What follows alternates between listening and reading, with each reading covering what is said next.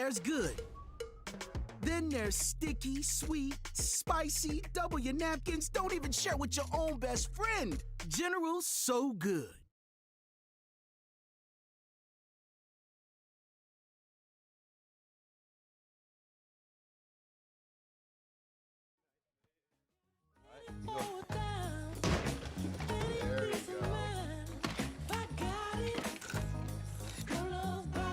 So cute. At Ally, we're helping millions save more for the things that matter most to them. Whatever you're saving for, we're all better off with an Ally. Get back to work. Did you know that your garage door is the single biggest object on your home? So if you're looking to add some curb appeal, it's a perfect place to start. And right now, you can get 12 months same as cash. At Dover & Company, we carry the area's largest selections from top manufacturers.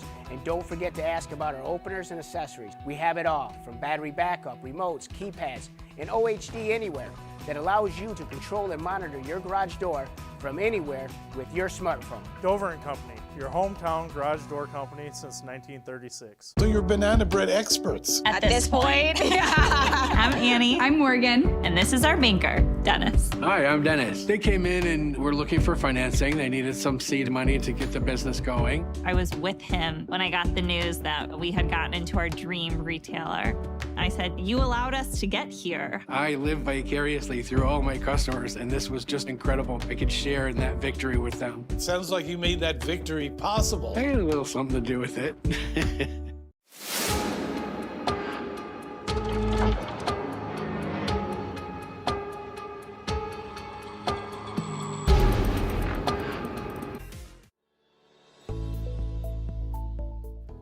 Granite City Food and Brewery has 2 Michigan locations in Troy and Northville. Serves made-from-scratch food, brews in-house beer, and even has brunch every Sunday from 9 a.m. to 2 p.m. To learn more about their daily specials or to book a private party, visit gcfb.com. Make sure you head over to Granite City in Northville at the corner of 7 Mile and Haggerty, or the Troy location at 16 Mile and I-75. At Dort Financial Credit Union, we believe in fulfilling our members' dreams and care deeply about supporting our community. Without amazing partners like Dort Financial Credit Union, we would not be able to do what we do. And that's truly the backbone of our organization, is having those partnerships and community relationships. From supporting community events to our employee volunteers, we are passionate about giving back to organizations that are important to you and helping make our community a great place to live, work, and play.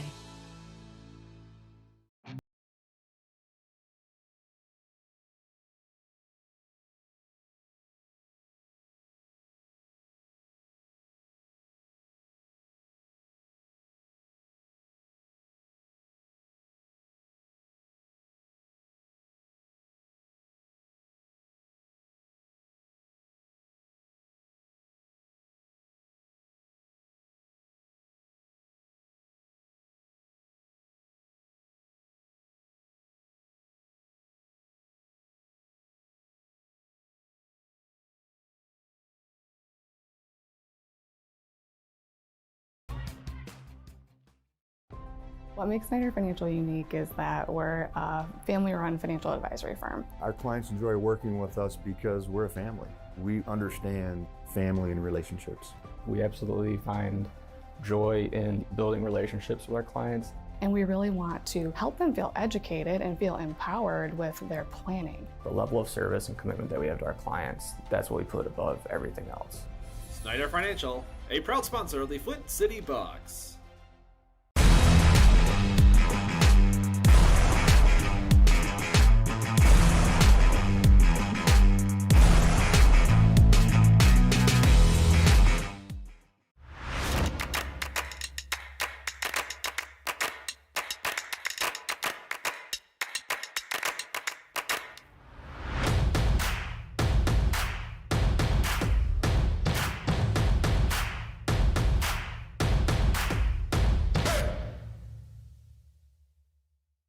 Beat Up Sweet Chili Lime Sauce has 3 perfect ingredients. Sweet, chili, lime. People keep telling us sweet isn't an ingredient. How these wings get sweet then? Introduce a new Sweet Chili Lime for a limited time at Buffalo Wild Wings. Every small business has expenses as it grows. Whether you're a farmer, a wedding planner, or anything in between, PFCU can help. With a suite of business services, we can help build your business.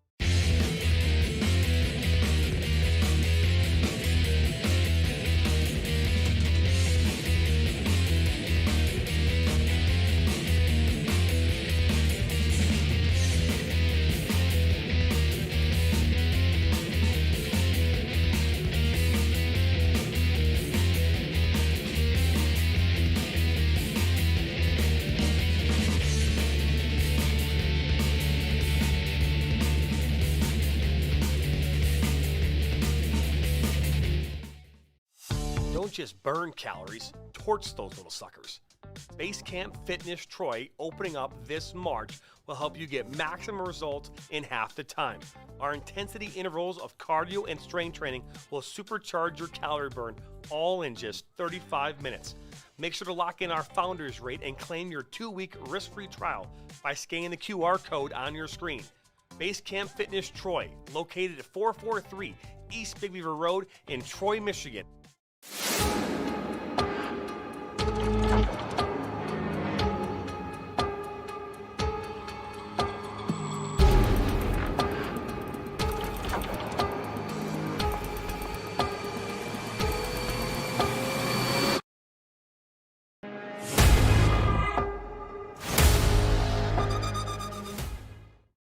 Hi, my name is Paul Tinian.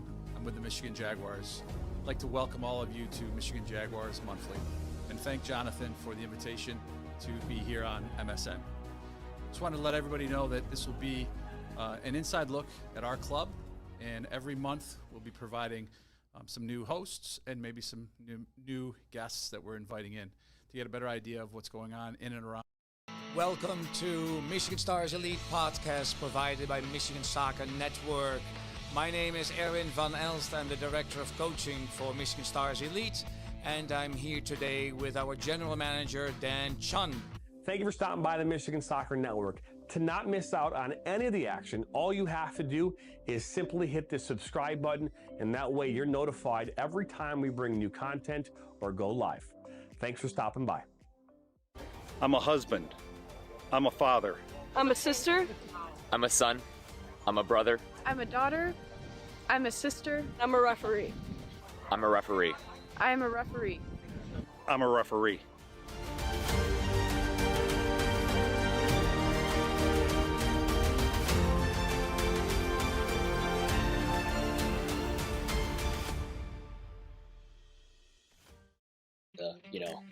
The kind of forgotten pillar, right, of sports, right, where like we always talk about it. We always say that the mental edge is the difference because everyone's, athletic, technical, tactical at a certain level, but we don't actually spend a ton of time on it necessarily, right?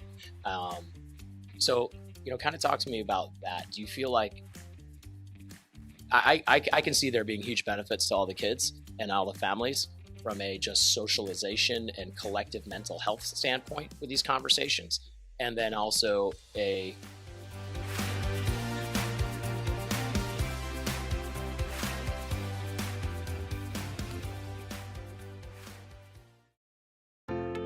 Are you looking to grow here in 2023?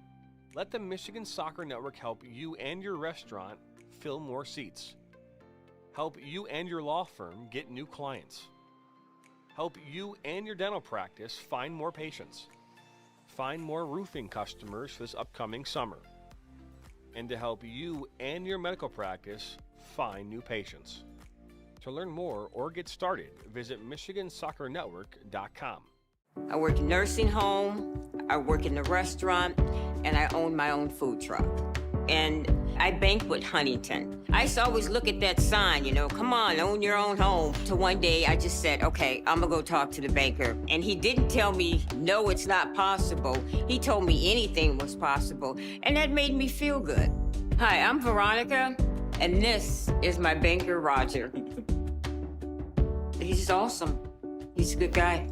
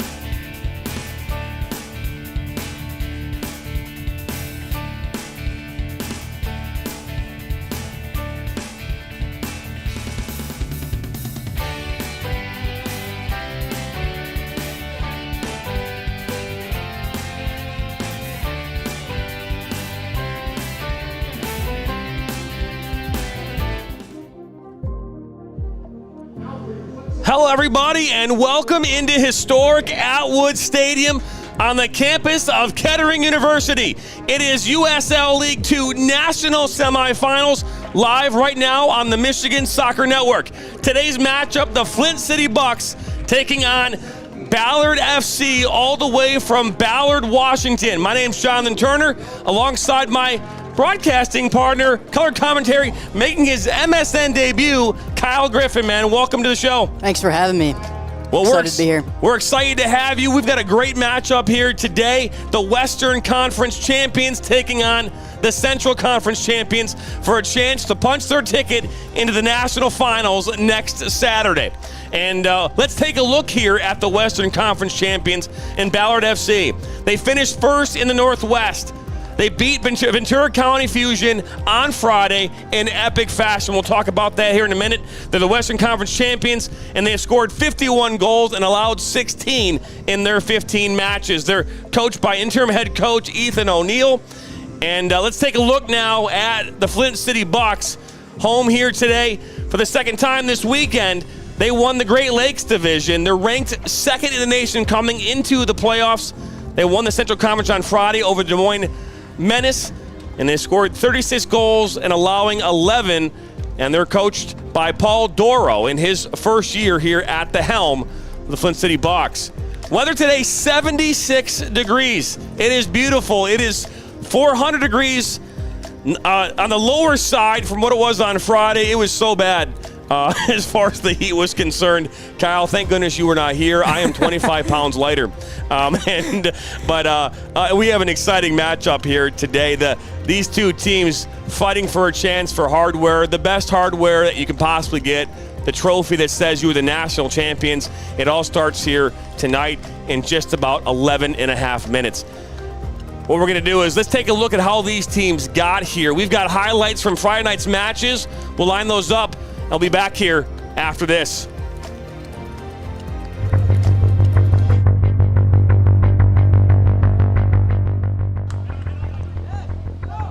Titsani goes down inside the box. Referee points out, and there's a goal as Korzanowski.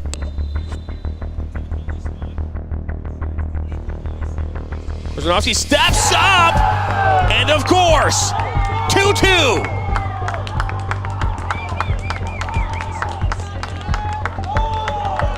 Other sports that might be played. Is this ball played into Stas Korzanowski's? He turns on it and puts them up 3-2. A hat trick in the Western Conference Finals. It's now 3-2. Korzanowski, Gaffney with a right footer, and just like that,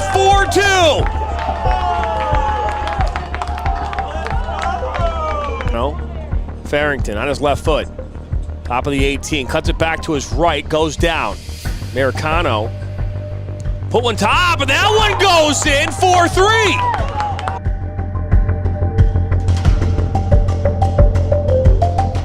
Gamero now will fire one that's blocked by Robinson. Well played by Robinson, and now here come the Bucks.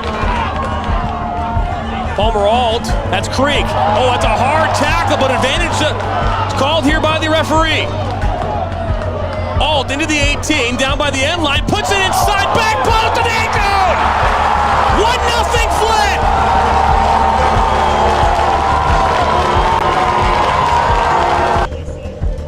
Now look at this, ball inside. That's Creek, looking there for Sugarlook! Somehow it finds the back of the net, and just like that, it's 2-0! I don't know what just happened there. We're gonna.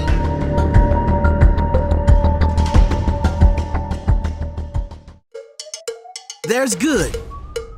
Then there's sticky, sweet, spicy, double your napkins, don't even share with your own best friend. General So Good. Introducing General Soul Sauce for a limited time at Buffalo Wild Wings. At Dort Financial Credit Union, we believe in fulfilling our members' dreams and care deeply about supporting our community. Without amazing partners like Dort Financial Credit Union, we would not be able to do what we do. And that's truly the backbone of our organization, is having those partnerships and community relationships.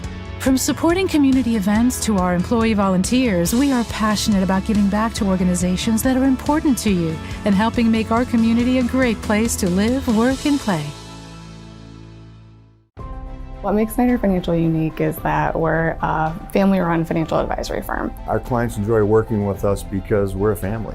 We understand family and relationships. We absolutely find joy in building relationships with our clients. And we really want to help them feel educated and feel empowered with their planning. The level of service and commitment that we have to our clients, that's what we put above everything else. Snyder Financial, a proud sponsor of the Flint City Bucks.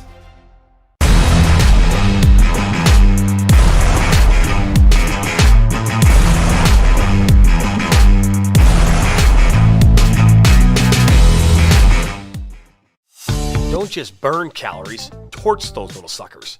Base Camp Fitness Troy, opening up this March, will help you get maximum results in half the time. Our intensity intervals of cardio and strength training will supercharge your calorie burn, all in just 35 minutes. Make sure to lock in our founders rate and claim your 2-week risk-free trial by scanning the QR code on your screen. Base Camp Fitness Troy, located at 443 East Big Beaver Road in Troy, Michigan.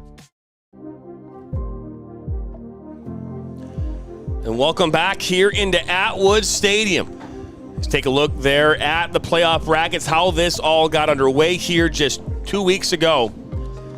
Back on Friday the 21st, well, a week and a half ago. But matchup here, the other semifinal taking place here tonight, Lionsbridge versus Village Soccer Club. That's taking place here at 7 o'clock as well. We'll keep you updated on the scoreline throughout the match here tonight. Let's talk about Ballard, Ballard, Washington for a second. They're based out of Seattle, Washington. It's a neighborhood, and they're a population of 27,116. They traveled 2,240.3 miles here to Atwood Stadium. I Googled it. It is exactly 2,240.3 miles. They did fly here.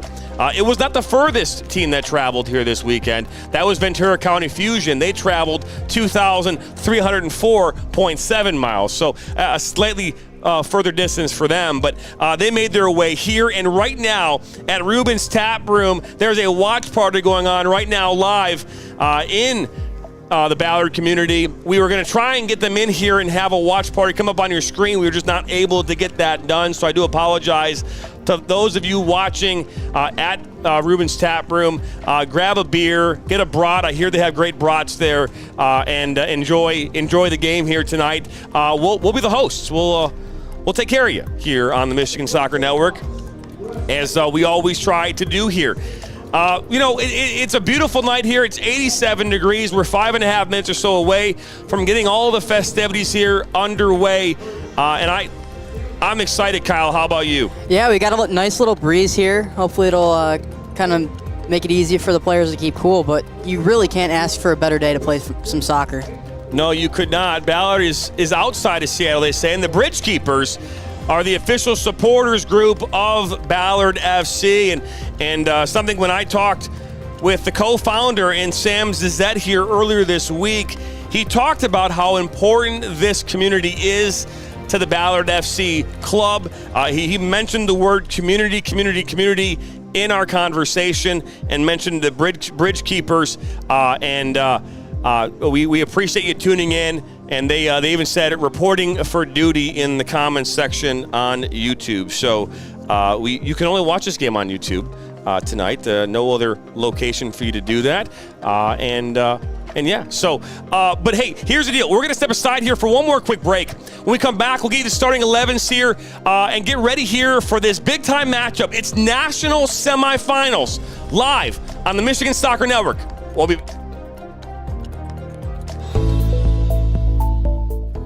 Granite City Food and Brewery has 2 Michigan locations in Troy and Northville. Serves made-from-scratch food, brews in-house beer, and even has brunch every Sunday from 9 a.m. to 2 p.m. To learn more about their daily specials or to book a private party, visit gcfb.com.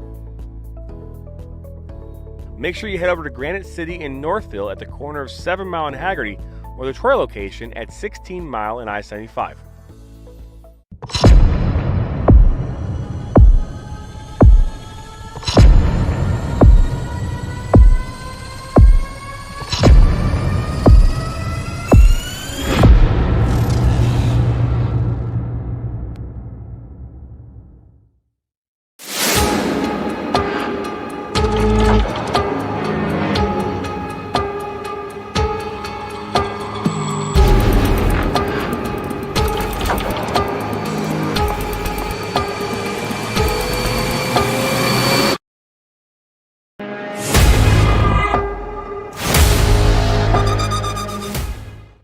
Now Worrell has a good cutback from him. He'll fire one, and that's going to go in!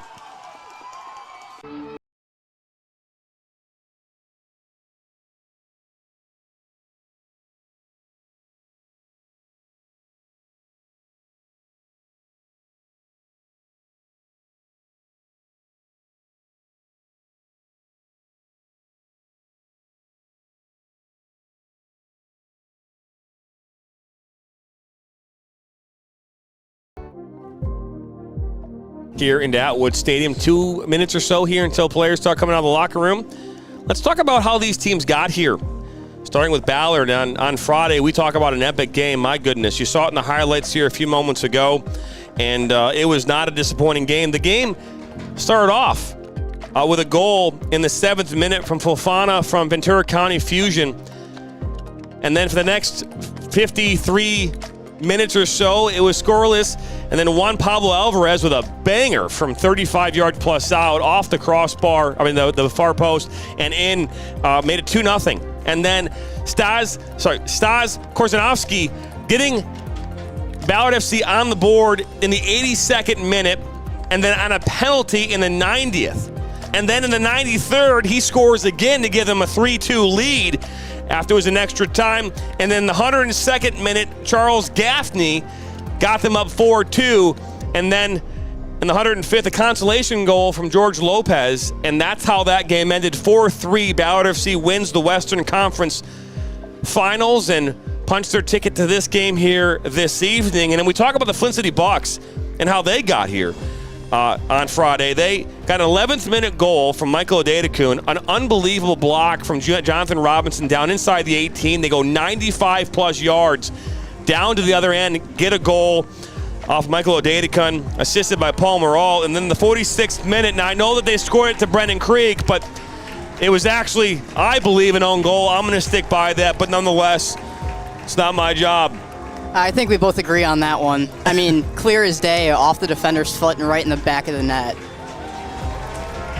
It just, it was you know what? It went in. I don't think it matters. And Spenny fan Chris says, hello, Jonathan. Wonderful to hear your voice again. It's time. That's right. It's soccer time. We appreciate you tuning in here on this Sunday evening. It's 7 o'clock. What more could you want from a Sunday evening than some soccer under the sun here in Michigan?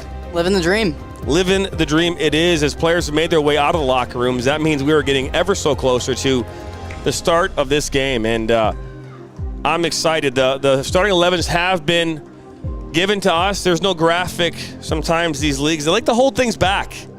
They do. Take their time. You know, they like to wait to give us the lineups. We had a general idea of what they were going to be, but let's go ahead and tell you what those lineups are going to be. I'm going to start here with Ballard FC.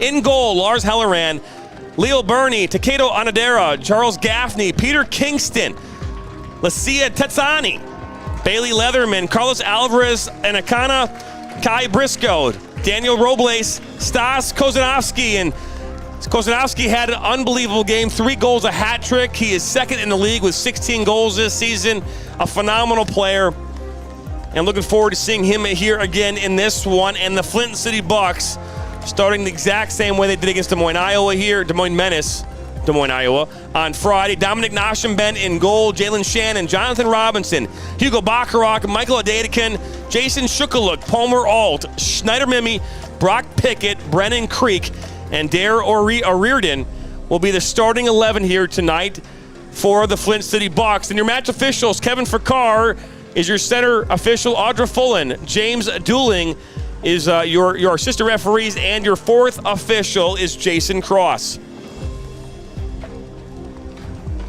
Monday morning here in Europe, says ADW. Almost 12 a.m. here in the UK. Can't wait for this one. Thanks for watching. I know, right? The fans watching from all over the world, we appreciate it. That's the beauty of what we do here on YouTube is that anyone could watch from anywhere in the world, and that's the part that's fun for me is we'll see people who chime in from Israel or Turkey, Brazil, and it's really kind of neat as players are starting to line up here, and this is when it starts to get real for both the players, the fans, members of the staff. Aaron's boys from Germany Yeah, one of the best things about the game of soccer, brings the world together. It's one of my favorite parts about the game. It does. It is a game that brings everyone together, brings happiness, it brings tears, tears of joy, tears of sadness.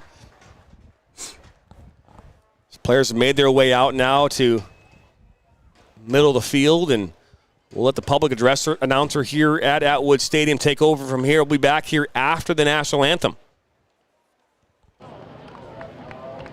Hello and welcome at Kettering University for today's USL League 2 National Semifinal match featuring Ballard FC and your Flint City Bucks. Let's meet today's starting lineups. First for Ballard FC, number 1, Lars Hellerin. Number 4, Leo Burney. Number 6, Taquito O'Clara. Number 7, Charles Gaffney. Number 10, Peter Kingston. Number 12, Lucia Tetstein. Number 14, Bailey Leatherman.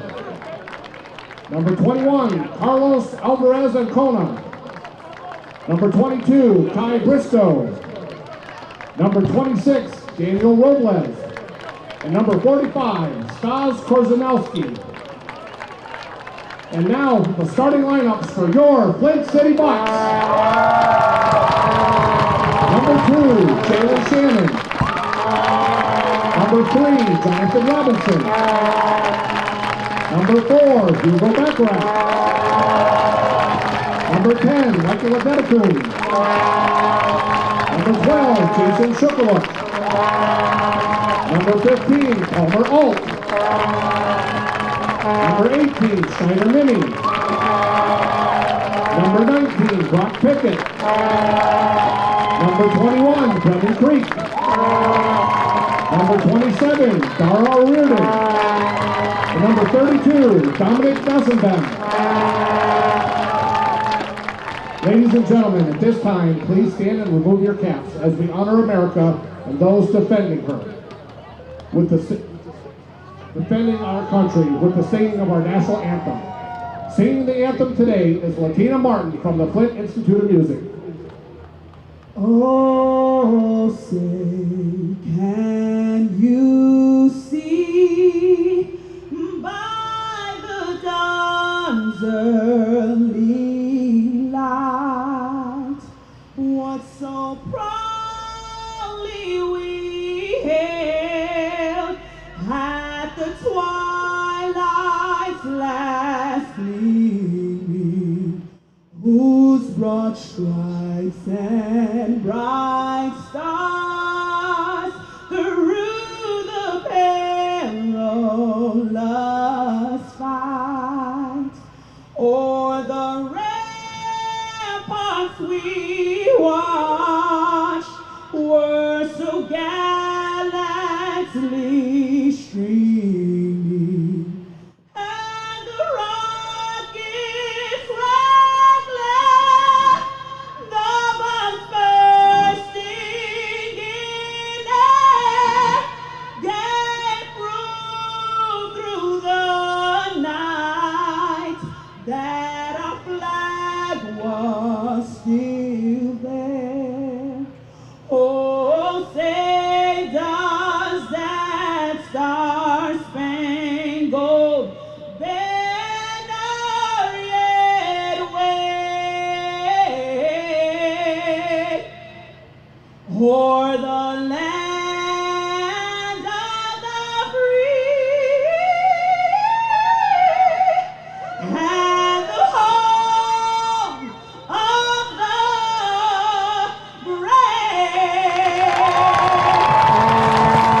Latina Martin with another unbelievable national anthem here from Atwood Stadium. We've heard her close to 16 times this summer. And excited for this matchup. Let's talk now about who this match is brought to you by Dort Financial, fulfilling dreams.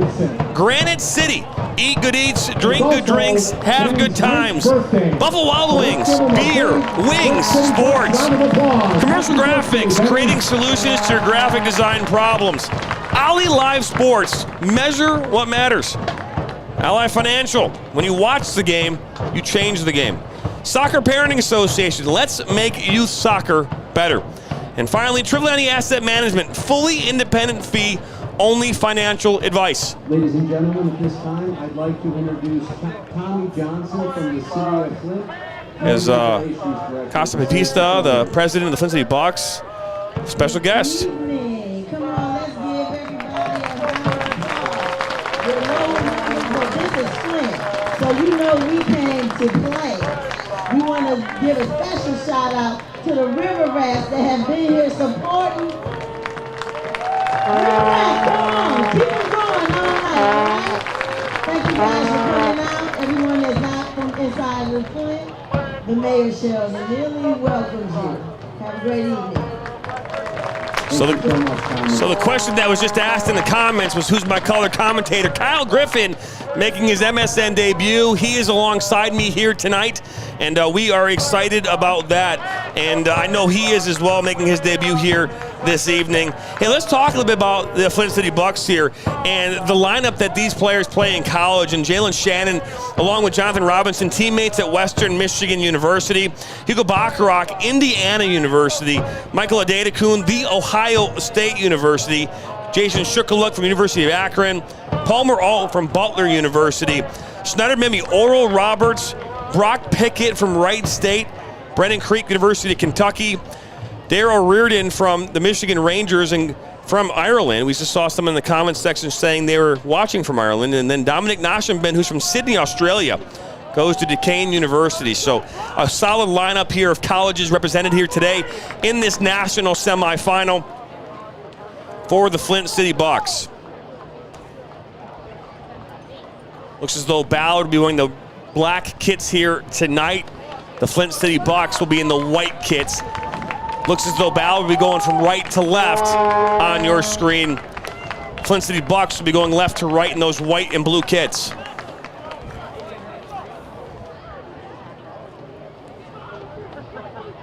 Shout out to the River Rats, the official supporter group here of the Flint City Bucks. They are down to the right of us. The crowd here tonight, pretty good. I think there was over 4,000 on Friday here on hand to watch the conference finals. No idea what the count is right now, but fans continue to roll in here as it's 7:05 Eastern, 4:05 Pacific. 600 of you watching right now as we are underway with the national semifinal, USL League 2, live from Atwood Stadium in Flint, Michigan. Jonathan Turner and Kyle Griffin here on the call tonight. The third member of our team, Lexi Ayala, will be our sideline reporter here throughout the match tonight as the Bucks have the ball. So move it around to that back line. As Robinson, back to Bacharach.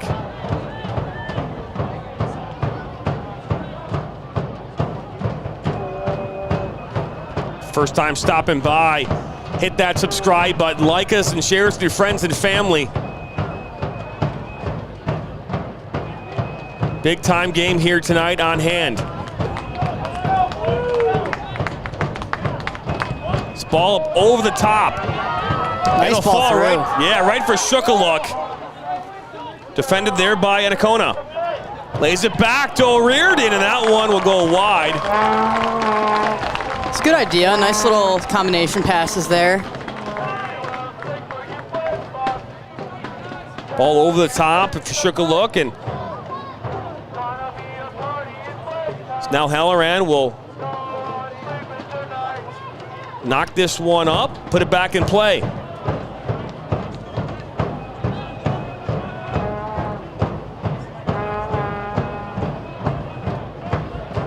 Right out the gate, you see that pressure from Flint City.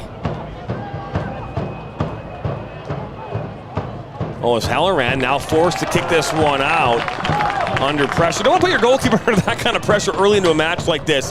This is the filling out period for both these teams. They know what's on the line here tonight. I mean, a chance to play in a national final. Something that every player would love to do. Yeah, as a former keeper, you know, you got a love-hate relationship with those early balls in like that, just because, you know, you get the adrenaline flowing a little bit, but you also don't really want to be put in that situation. Ball kind of pops up. Korzenowski's right there with Bacharach. Now back to Korzenowski. Got Kingston here making this run in the middle of the park.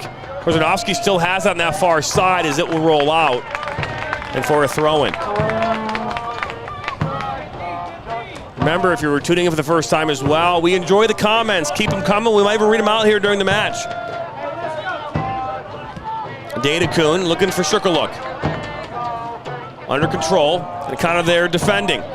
Down to the end line, puts us across to the 6, and popped up towards Tassani.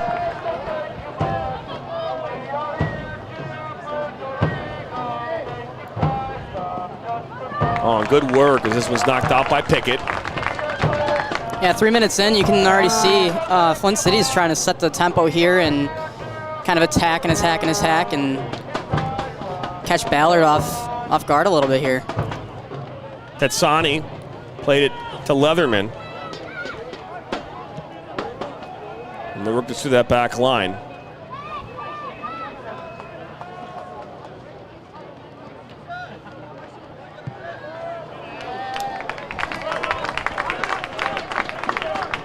Ball goes out. Throwing here for Schneider-Mimi and the Bucks.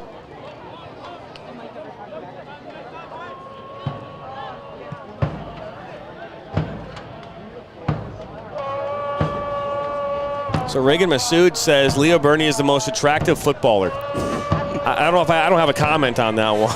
I just wanted to read it off. I'm also going to stick to no comment. Good luck, Ballard, from here in the UK.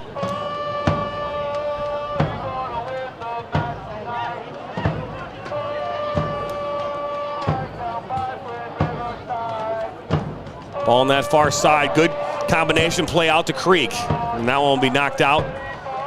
A Bucks throw in.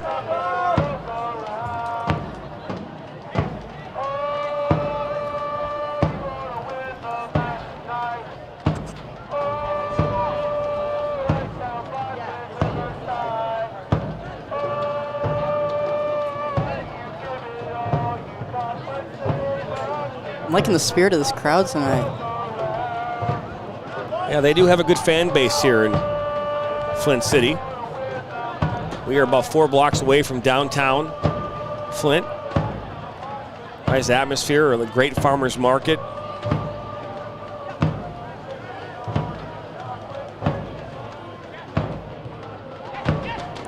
Oh, his Creek ran into Kai Briscoe. So now, here come the Bucks. Oh, Creek pulls it back. Look at the top of the 18 now. It's Alt. Ball put back across, and that was up and over, out for a goal kick. Ascension Genesis Health Club is dedicated to providing a life-changing health and wellness experience for people of all ages. Flint City's looking dangerous right now. They want it. Get the most out of life. Something Flint's done all season long, and really for their historic history, is possess the ball. They like to move the ball around. They like to keep it on in possession. You'll see them outpossess most of the teams that they play. They have a strong defense led by Hugo Bacharach and Jalen Shannon, Jonathan Robinson, and Schneider-Mimi.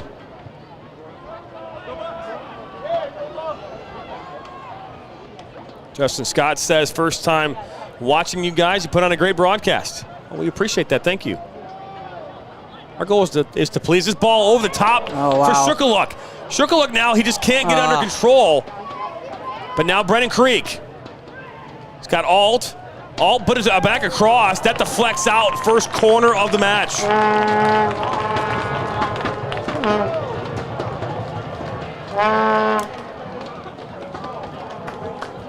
The Bucks would like to thank Dort Financial Credit Union for their So a corner kick coming up here is, we'll see a Data-Kun take this corner kick on that side. Over 70 years.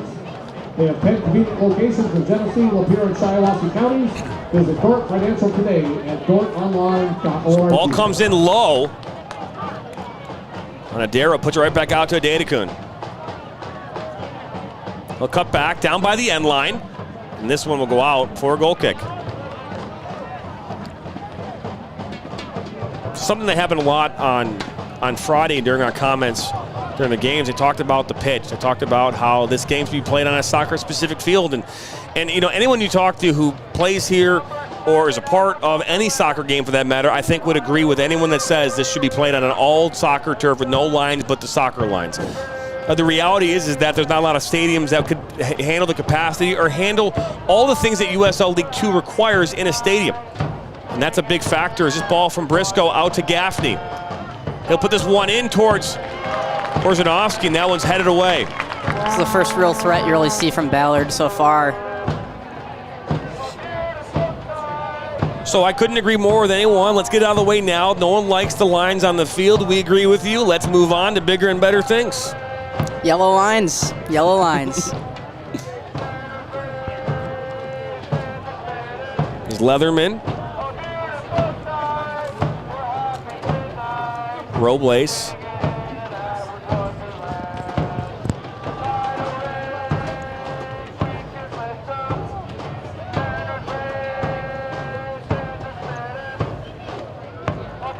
It's Gaffney. Inside for Korzanowski. Shannon there to defend. Got to be careful. Korzanowski turns, lays it off. That's on Adera with a shot, and that one goes in. Wow. And just like that, Ballard FC up 1-0. It's only their second time really looking threatening in the entire game and just places that ball perfectly. Takeda on Adera with a beautiful strike dive, going past the diving Nassimben, 1-0 here in the 9th minute.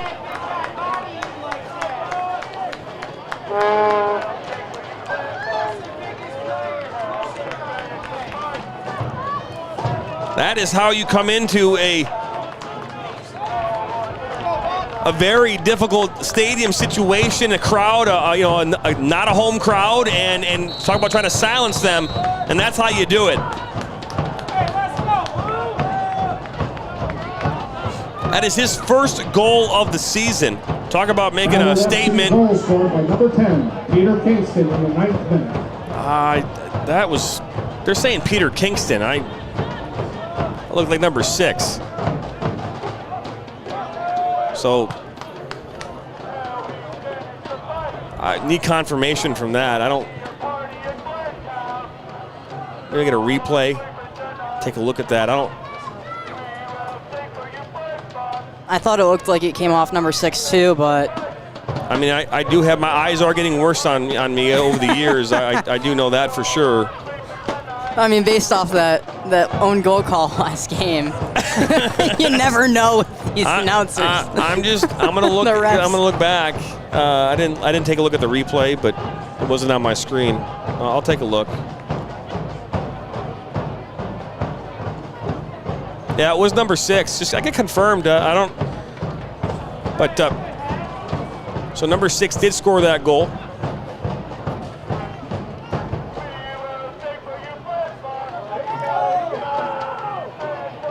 So now 1-0 here, first foul of the game. That was the first shot of the game for Ballard and first on target. So it's shooting 100% right now. Can't ask for a better start through stats.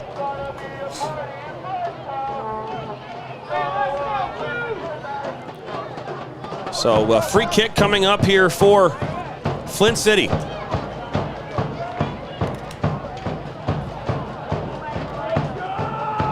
Robinson and Adedekun will stand over this one. Both very dangerous with their ball placement. Goes right in, and that goes right to Halloran. Nice grab in traffic there. It is confirmed Takeda on Adera. Put that one in. First goal of the season for Takeda. So he'll make his way up now over midfield. Out wide.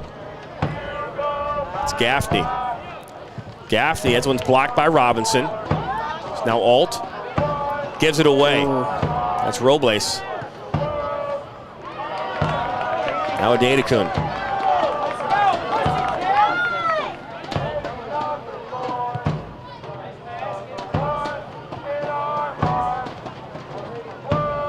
Alt.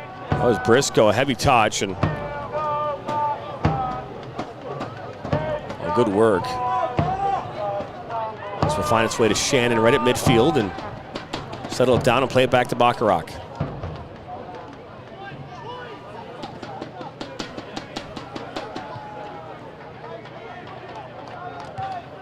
First 6 or so minutes of the game, Flint City really was controlling the tempo, and it looks like Ballard might have just found a little bit of a rhythm here and caught Flint City on their heels a little bit. So Dadekun puts us one back post, past Gaffney. Plays it back to Pickett. Pickett will look to go over everybody. That ends up still going to Robinson. Robinson's dangerous with putting balls inside. Oh, that's a slide tackle, and that one will go out for a corner. Second corner match coming up here for the Bucks. Robinson really showing us his creativity out there on that wing. Did a nice little scissor move and ended up winning that one for the corner. So Dadekun will step over once again. His target right there in the middle, Hugo Bacharach. Bacharach, one of the more dangerous center backs in the league. Hard to deal with inside the 18 as it comes right in towards Bacharach, and that one's headed away. One put right back in the traffic, and Halloran comes up with it. Mark Reed, my name's Jonathan Turner. Kyle Griffin right next to me. It's color commentator. Lexi Ayala, the third member of our team, join us at halftime. Looked like there might have been a little bit of confusion on whether or not that ball was out of bounds there. Kind of start, stop, start, stop.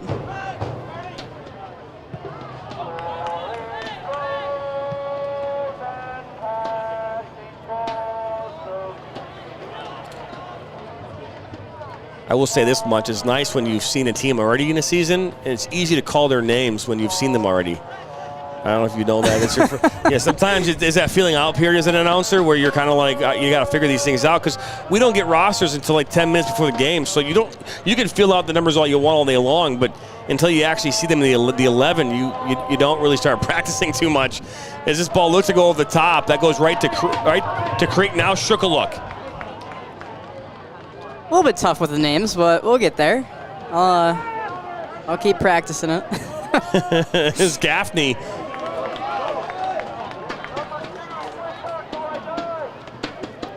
Shukaluk, he's met by some pressure, and that's a hard tackle. Yeah, he got cleated pretty good on the back of the ankle there. Kevin Pfeiffer will come over and have a word. That's our goal scorer right there. Getting a little bit chippy, getting into it.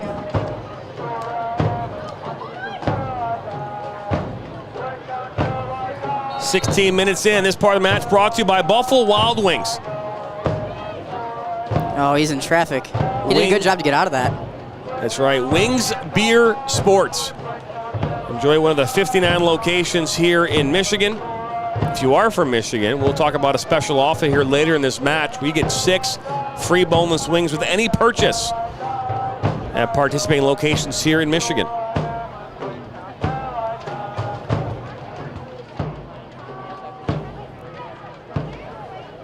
Oh, good move. Just out wide here to Dadekun. Mimi. Yes. Oh, that's a great tackle from Titsani. Wow. Oh, another tackle, this one against Mimi, and they're going to possibly bring out the yellow card. Nope. Pfeiffer will just have a word with Mimi. A little bit surprised. That was a pretty strong tackle there. I kind of like letting them play a little bit, though. The Flint City supporters group is called the River Rats. That is what they are called. So we're back underway here, 17 minutes in. If you're just joining us, a 9th-minute goal from Takedo Anadera. A dime shot from just outside the 18 past Nashimbin is all the difference in this one. Played back by Bacharach all the way back to Nashimbin.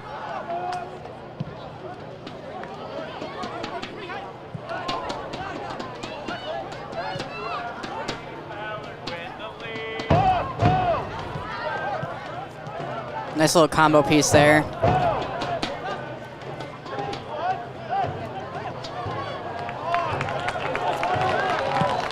Looking to go to the top for Shukaluk.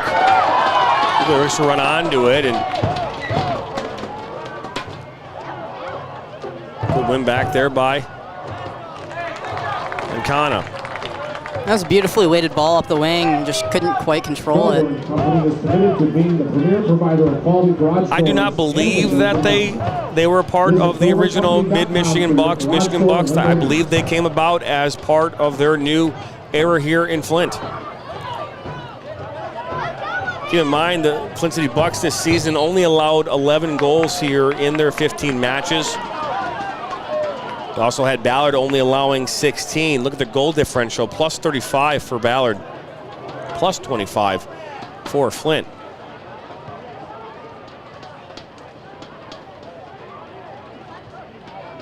That's really impressive, especially when you look at the amount of games that they're playing in the season. I mean, 35 goals in 15 games is insane. This Creek went down. Fans wanted a foul. Creek is showing that he got elbowed in the face. So Lions Bridge is playing the Villages Soccer Club right now. Look at that ball, wide open! Oh! And that was saved right there. It's a goal-saving defensive play. I believe that was Bernie that made it, because Palmer Alt was in.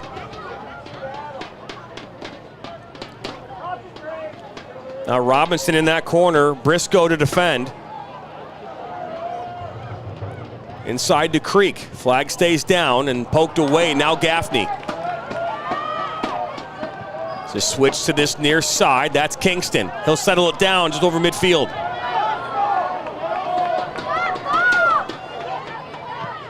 Ball looking in for Korzanovsky, and Shannon defended that well.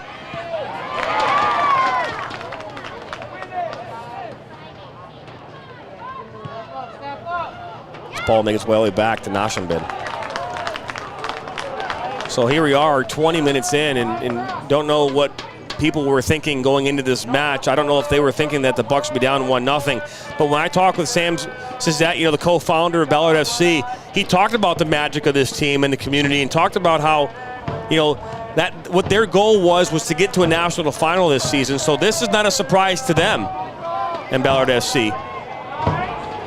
Brought down by Shukaluk. Adedekun. He'll look to put this one back in. That one will deflect out for a throw-in.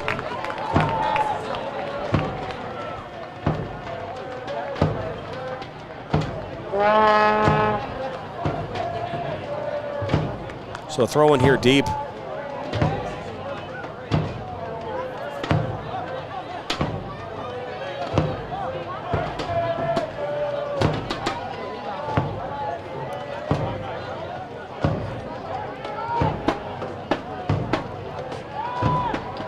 Alt on that far side. Creek.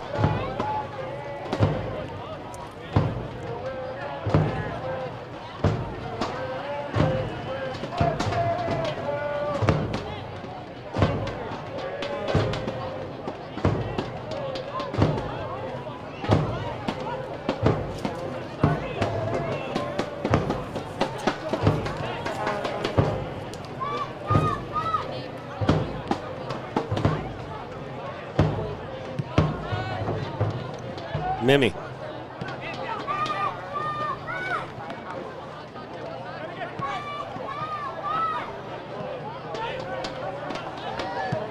All right inside, wide open Creek. Out wide to Alt. Alt inside the 18, cuts it back. He'll be taken down, and we'll keep playing. I like that idea from Creek to just kind of switch the field there. Everything was so just contained by Ballard over on that side. Giveaway, and Shukaluk had a look. Went wide. No pun intended? No pun intended. We're going to see a substitution as Mimi is going to come off. That's an early sub. He looked a little bit shaken up on this right side up here after that tough tackle. I think that he could have been carded for, so makes sense to take him out and get some fresh legs in. So Luke Morrell will step in. Luke Morrell from Kalamazoo, Michigan. Played for Carpathia FC. Playing the NPSL. Coming off the pitch, number 18, Schneider Minnie. Going into the game, number 6. You just hate to burn a sub 22 minutes into a game. The good news is this game is different than the one on Friday. You know, it was really 86, 87 degrees outside, high humidity. They had hydration breaks during those games. So players might be a little more relaxed here tonight, in better shape.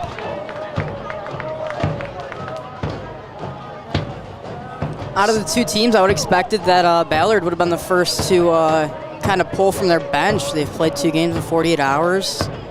Physicality is going to be huge here.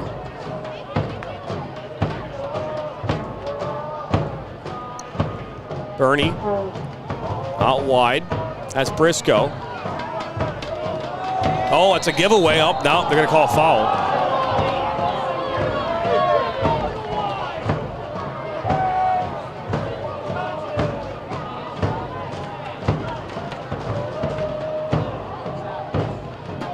Inside to Robles.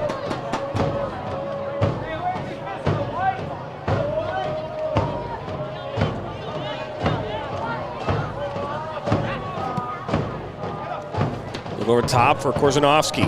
Shannon right there. Korzanovsky.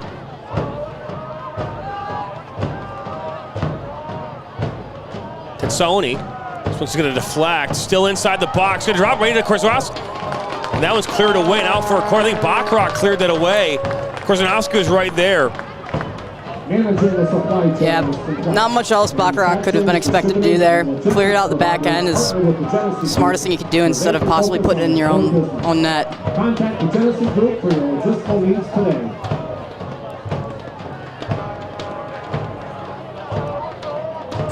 This is Kingston taking this kick. You see all the Ballard FC players inside that 6. Ball towards that near post. It's going to deflect. And then cleared out of the danger from Robinson. Seeing some sloppy play though from Ballard here on their back line. You see a couple of miscues defensively, and you don't want to give one away. As now Kingston puts us inside the 18 towards the 6. Or Reardon out wide to Alt.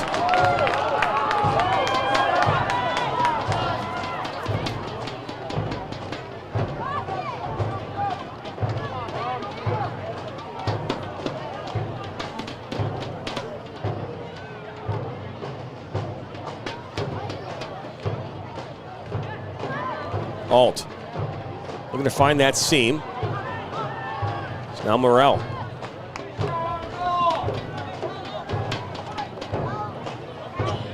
Katsani was right there on Adedekun.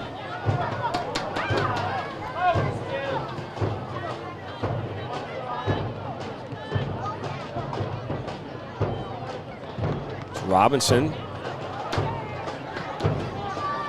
put it inside the 18, and Shukla couldn't find it.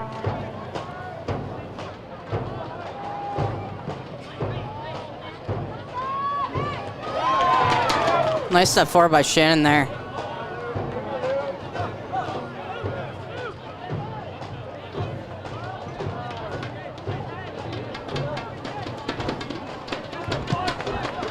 All the way back to Nashamben. This part of the match is brought to you by Commercial Graphics, the official graphics supplier of the Michigan Soccer Network. It's Bachrach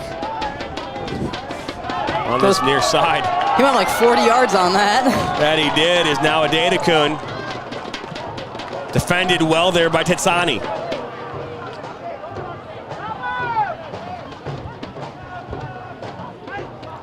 Robles out wide to the goal scorer on Adera. But it's inside towards Korzanovsky. Nice clear out by Bachrach.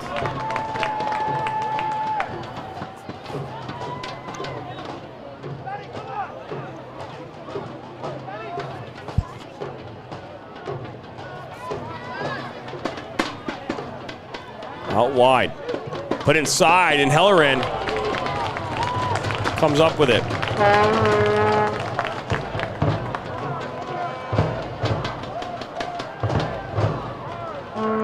Got a little bit of traction there from Flint, but it seems like they've just really been struggling the past 10 minutes or so to get anything going. We got one shot so far here tonight. That one went wide. And to be fair, Ballard only had one shot as well, but this went in. I mean, that was an absolute dime piece of a shot.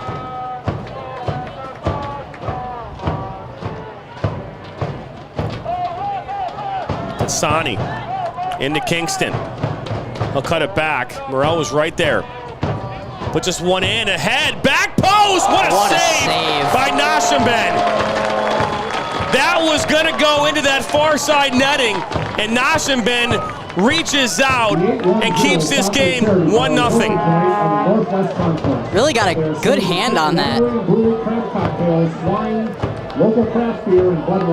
Gotta love the athleticism out of him.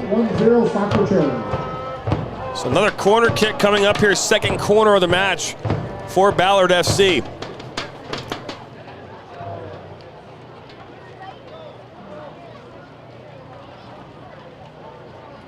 Looks like it might be Kingston on that again. This one comes in, and there will be a call foul there, I believe. That was on Korzanovsky. Won the third foul of the match there for Ballard FC. Hey Bucks fans, be sure to visit the merchandise tent tonight for a special Flint City Bucks jersey sale. So 30 minutes in, 1-0 here in favor of Ballard FC. Both these teams fighting for a chance to play in the national final here next Saturday night. Not here, but next Saturday night, generally.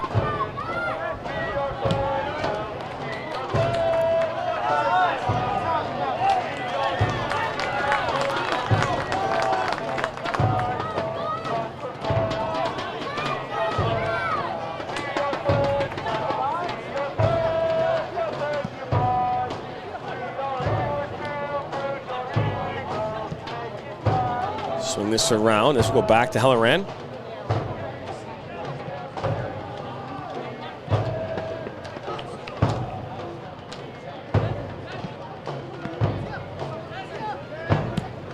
Sani looks to go a far side to Gaffney. He's able to bring it down, but Bachrach right there and play it back to Robinson.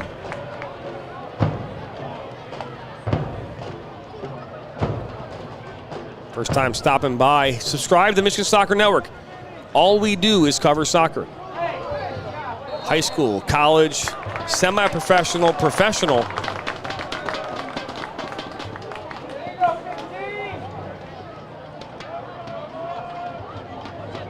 Alt does a good job of winning that foul there.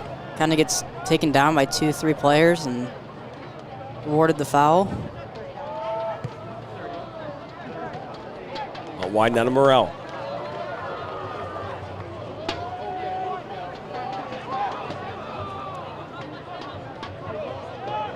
O'Riordan.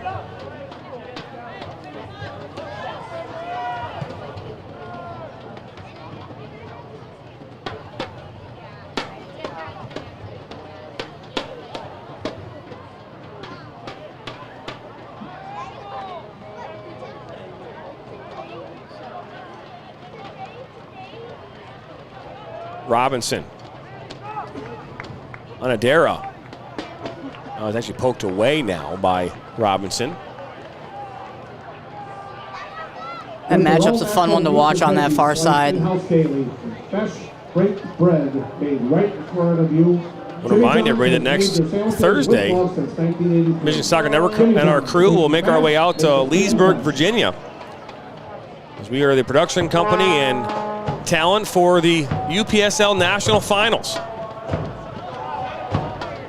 So it will be national semifinals on Friday at 5:30 and 8:30 p.m. Eastern Standard Time, with the consolation third place game on Sunday at noon, and the national championship at 3:30 p.m. Eastern. all from Segra Field in Leesburg, Virginia. They'll watch that game on the those games on the UPSL YouTube channel. As Helleran being beckoned by the referee to put this one back into play. He's going to get a yellow card here possibly. And you don't want to get a yellow card like 32 minutes into a game. I know you're up 1-0, but there's a lot of time left in this game. So Kevin Fiker will come on down and say, that's it. No more of that. Yeah, this center referee is kind of letting it play a little, but lots of warnings so far here in this first half.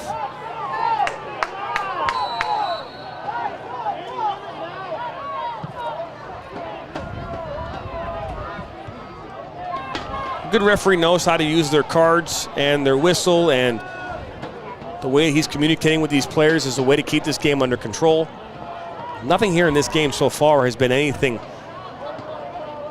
that's crossed any kind of lines. I think letting them play in these moments is what this game needs. It deserves.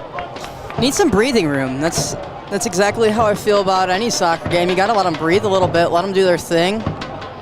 It's a physical sport. So Dadekun, who's dispossessed. Korzanovsky.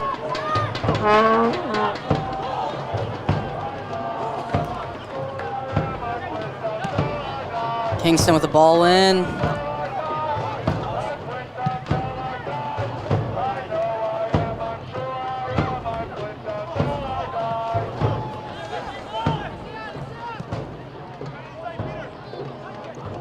Robles. Shannon right there being held up a little bit, but he'll let this one go out for a goal kick.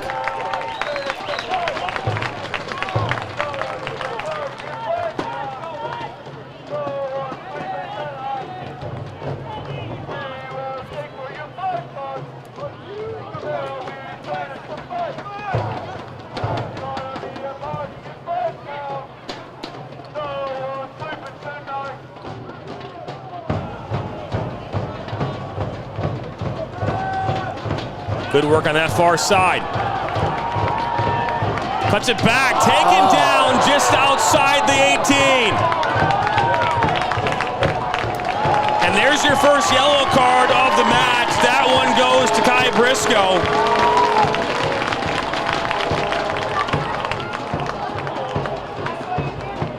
That's Briscoe's 5th yellow of the season. This is a great opportunity for Flint City here off this set piece. We're going to see the vanishing spray here. The yellow card has been issued for Ballard FC player number 22, Kai Briscoe. Kevin Fakar will. Looks like we've got out Danikun and possibly Robinson on this free kick here. That's right, it's a Dadekun and Robinson standovers. We saw Dadekun take one earlier. I mean, this you would think would be a Dadekun right-footed shot here.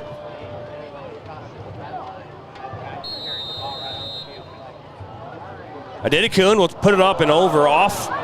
Field goal upright, makes its way through though off the post, and unfortunately we're not playing that sport tonight. Now for a goal kick. Not the right football, unfortunately. Not the right football. Be sure to visit the concessions upstairs in the northeast concourse of the stadium for pop, Gatorade, water, and Luigi's. Someone that was in this press box on Friday for 13 plus hours. I am loving the weather up here in the press box tonight. Nice little gust of wind. It feels great up here. It is pleasure. It is fantastic. This part of the match is brought to you by Ally Financial.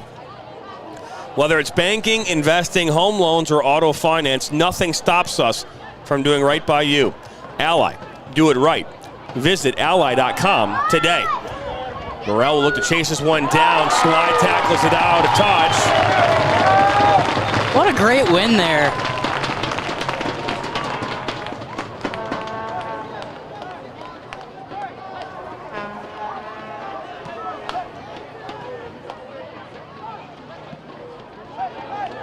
Thank you to the 1,100 plus of you watching this game right now from wherever you are in the world. Jonathan Turner and Kyle Griffin here on the call tonight. USL League 2 national semifinals here from Atwood Stadium in Flint, Michigan. This ball deflects to Korzanovsky. He'll lay it to Gaffney, a little give and go as Korzanovsky goes down. It's tied up. And he'll continue to stay down.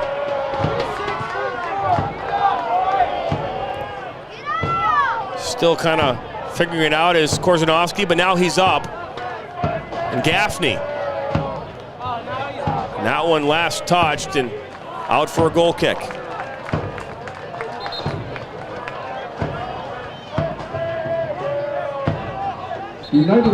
Got some words over in that 18. Financial stability and basic needs for every resident of Genesee and Shiloh. Starting to see a little more intensity now here as we get closer here to the business end of this first half.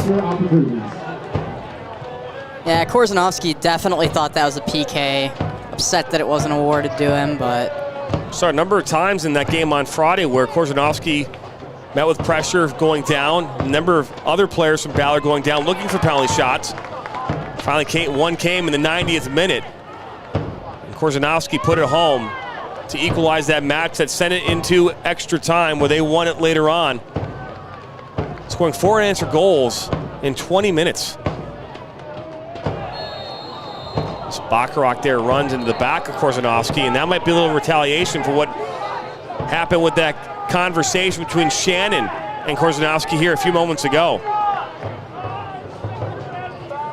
Got yet another, what looks like a warning here. Nathan Vexler just sent a thank you for broadcasting with a nice little tip on our YouTube channel. We appreciate it. It was not for a foul. You are correct. It was for handling in that game. He did not. There was not but a foul is still considered. Handling is still considered a foul by the rules. So, but you are correct. A handling was called. And ultimately, Korzanowski put it home. As Adam Sadler said in Happy Gilmore, go to your home, ball. Get in your hole. Had to get that one in. I like the Adam Sandler quotes. Let's get more of those. Can someone pull out Google or something? There's Robles. Got Kingston making a run, but pulled back here to Tetsani instead. I mentioned it a couple days ago. They did this poll about what movies shouldn't be remade. And Happy Gilmore was one of those movies. They said you shouldn't remake it. There's no way to. Well, you can't recreate that. I'm just saying. I'm just going off of what they said. You know? I agree. There's an advantage here being called. We saw that on Friday, where an advantage being called on a hard tackle, and Flint City came up and scored a goal, making it 1-0. Or Reardon, he'll pull back and dispossessed.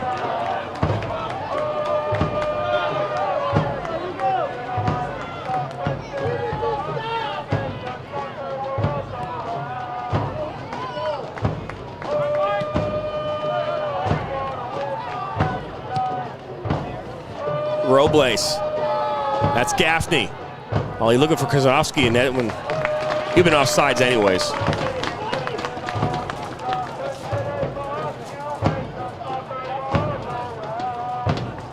Hey, let's go, King. I need you to step it up. Coming up here at halftime, we'll talk first half stats. Lexi Ayala will have her halftime report from both coaches. So stay tuned for that here at half.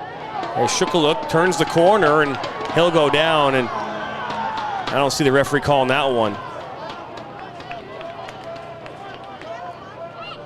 I mean, the ultimate goal for Flint City right here is best case scenario, you go in tied, but being down 1-0 isn't horrible. You can regroup, maybe get a couple subs in and see if you can recollect and get some strong attacks going here. From what we saw from Ballard, as ball was just kicked out, and Shukaluk on that far side right now. Just need some water. Proud to be the official uniform supplier of Flint City Bucks and Flint City AFC. So both teams here will take some water. Last night I had a chance to call a game. Actually did the whole thing remotely from my home. Sent our camera operator out to Schoolcraft College just because of the location. It wasn't really a good location to be able to try to pull off a good broadcast with the quality we wanted to do. I was able to do it from home flawlessly. It worked out perfectly. But in the 82nd minute, a player from Gold Star FC, Detroit, got hit in the back of the head and went down and did not move for the better part of 20 minutes. He was ultimately taken off on a stretcher in the backboard. Yaya Cisse ultimately regained consciousness and full motor ability this morning at a hospital in the Detroit area. So our thoughts and prayers are with him. First, we have the 810. Yeah, gratefully regained consciousness and is doing a little bit better here. By far one of the scariest things I've seen as a broadcaster so far, where a player we've seen some tough injuries, but I've never seen a player get knocked out and not move. I mean, he did not move for 20-something minutes. And it was tough to watch. Our thoughts and prayers are with him and his Gold Star FC Detroit teammates. I don't care what side you are in regards to the teams and the community, but no one ever wants to see a player carted off on a stretcher and not able to move. So thoughts and prayers for sure with Yaya and his family and teammates.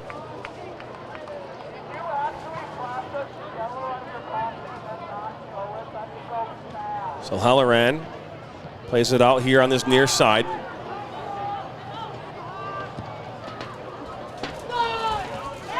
Another win with his head by Shannon.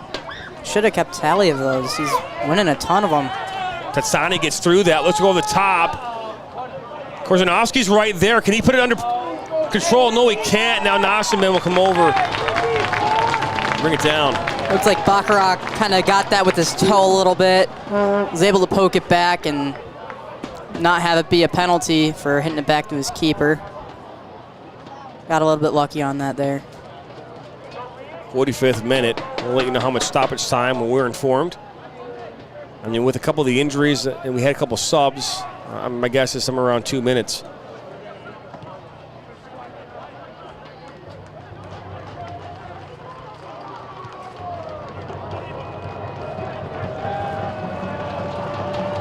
Story here so far in this one, Flint only has had one shot. Not on target. Another one, you've got Ballard's had 2 shots, both on target. An unbelievable save from Nashiman. Adedekun puts this in, far post to all. Briscoe, I think, got a touch on that. Thought I saw that too. Yeah, it looks like it's going to be a deep throw in back there.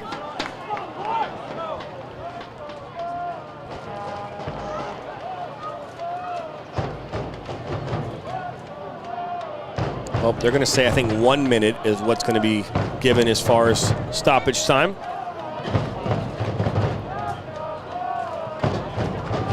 I have a feeling it's going to look like a little bit of kickball here from Ballard. Just keep it out of that back end.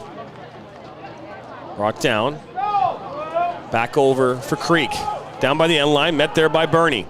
Ladies and gentlemen, the referee has indicated a minimum of and out for a corner. stoppage time. So third corner here of the match so far for Flint City. It appears that Creek's going to be taking this. He will. Again, that target in Baccarat is where he's going to try and put this.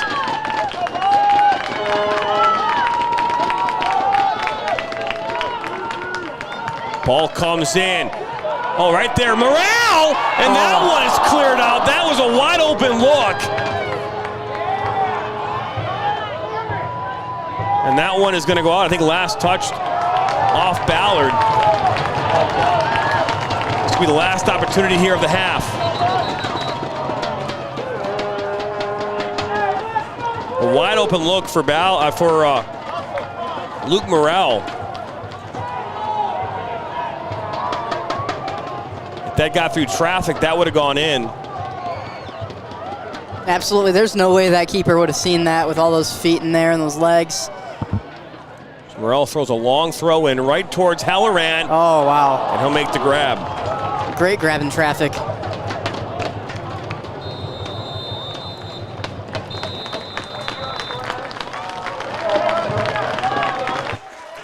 Well, that is the end of this first half. It's 1-0 here off the 9th minute goal from Takedo Undera. Not a lot of chances so far in this game, Kyle. Couple opportunities for each side. The best opportunity for the Bucks just came here a few moments ago from Luke Morrell. That one didn't get through traffic. And we'll go to the half here in this national semifinal for USL League 2 with Ballard FC up 1-0.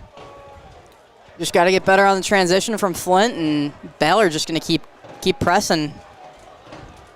That they will, and 45 minutes left in this national semifinal. You're watching it live on the Michigan Soccer Network.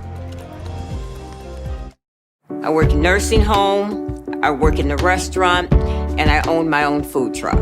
And I bank with Huntington. I used to always look at that sign, come on, own your own home. So one day I just said, okay, I'm gonna go talk to the banker. And he didn't tell me, no, it's not possible. He told me anything was possible. And that made me feel good. Hi, I'm Veronica, and this is my banker, Roger. He's awesome. He's a good guy. Beat Up Sweet Chili Lime Sauce has 3 perfect ingredients. Sweet, chili, lime. People keep telling us sweet isn't an ingredient. How these wings get sweet then? Introduce a new Sweet Chili Lime for a limited time at Buffalo Wild Wings. I'm a husband. I'm a father. I'm a sister. I'm a son. I'm a brother. I'm a daughter. I'm a sister. I'm a referee. I'm a referee. I am a referee. I'm a referee.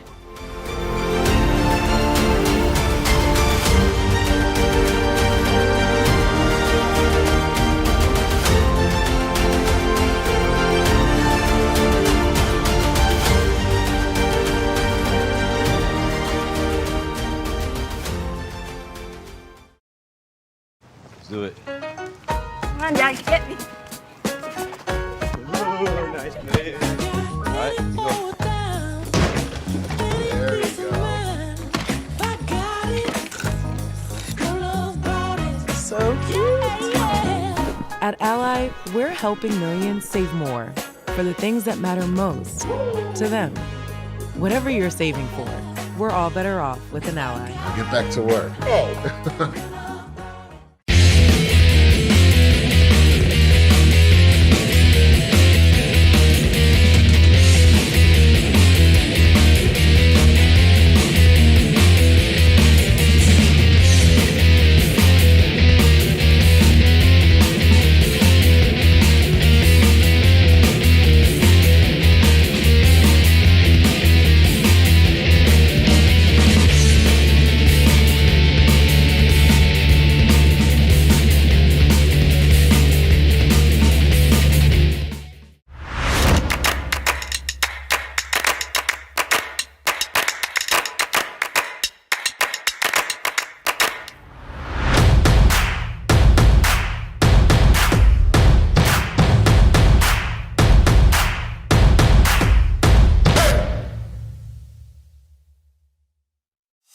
Don't just burn calories, torch those little suckers.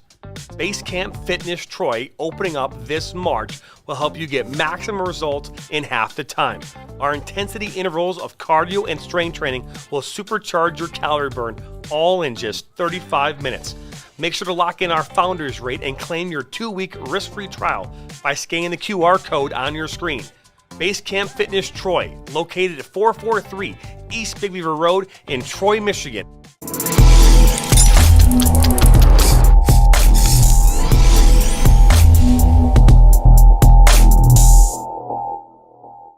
Clubs love Ollie because it helps them manage their club and accelerate the development of their coaches and players. Every soccer club talks about their focus on development, but nobody actually measures it until now. We've developed the capability for every one of your teams to easily capture pro-level game stats in real time using a mobile phone. It's one thing at the end of the day to look up the results for your club, but how valuable would it be for directors to actually see how each team played? How well did a team possess the ball and control the game? How well did they create dangerous chances inside the box? How did your top players perform? And how is each coach improving from week to week? Ollie provides this powerful data through a club dashboard that shows club results and lets you drill down into any game or player. Ollie also includes team and club management that lets you communicate instantly with coaches, parents, and players, and lets directors see every club event so they can easily coordinate visits to matches and training sessions. It's got everything you need in one simple app. Reach out to us to get your club started today. 2024 Menace season memberships are on sale. Now through August 4th, fans can take advantage of a special price freeze, locking in the lowest price possible on tickets for next season. Lock in your memberships by August 4th, because on August 5th, pricing will adjust for the 2024 season. General admission season memberships will increase from 50 to 70 and premium field table memberships will increase from 600 to 700. Visit menacesoccer.com to get your 2024 season tickets today. Every small business has expenses as it grows. Whether you're a farmer, a wedding planner, or anything in between, PFCU can help. With a suite of business services, we can help build your business.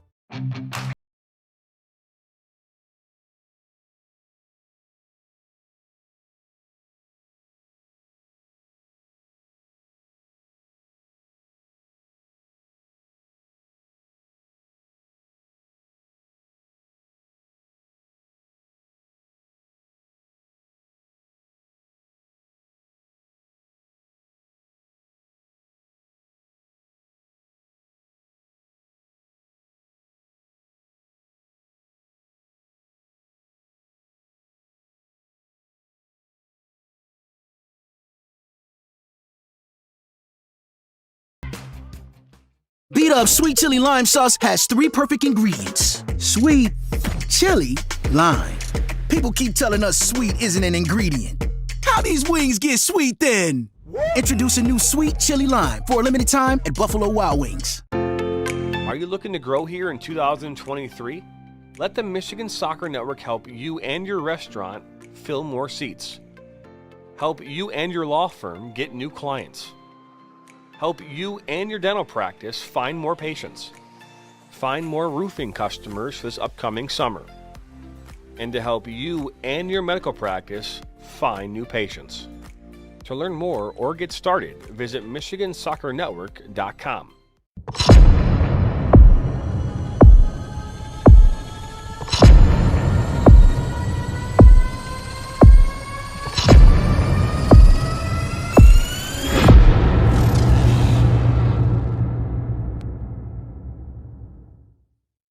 Let's do it. Come on, Dad, get me. Ooh, nice play. All right, let's go. There we go. So cute.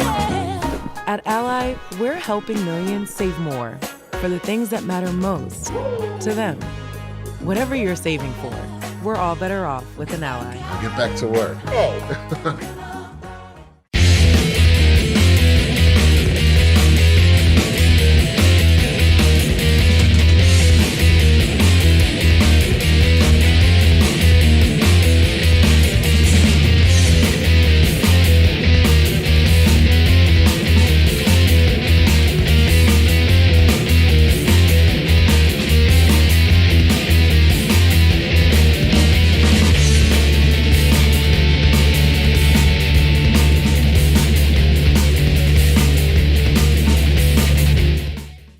Every small business has expenses as it grows.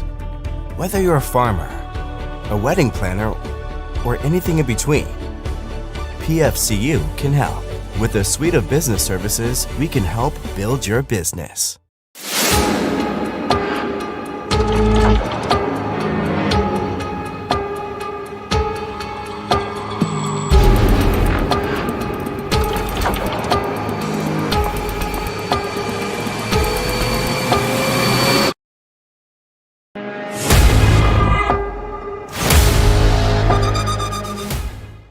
Now Worrell has a good cutback from him. He'll fire one, and that's going to go in! Since 1936, Dover has been specializing in doors for your home. Do you do garage doors? Dover does it. The area's largest selection to meet everybody's style and budget. But do you do entry doors? Absolutely. From steel, fiberglass, wood core, we have the look you'll love. Dover does it. How about storm doors? Of course, we have them all. Steel, aluminum, glass, and the very popular retractable screen. Dover does it. Were you going to ask about interior doors? Why not? You know it. Whether it's a hanging door, bifold door, sliding door, special shapes and sizes, Dover does it. For all your door needs, installation or service, trust the experts. We've been delivering quality for over 80 years. Dover does it.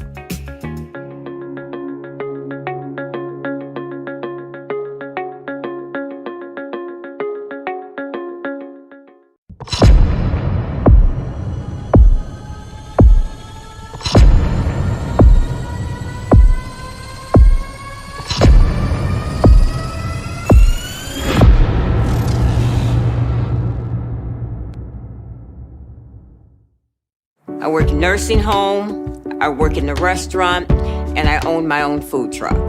And I banquet Huntington. I used to always look at that sign, you know, come on, own your own home. So one day I just said, okay, I'm gonna go talk to the banker. And he didn't tell me, no, it's not possible. He told me anything was possible. And that made me feel good. Hi, I'm Veronica, and this is my banker, Roger. He's awesome. He's a good guy.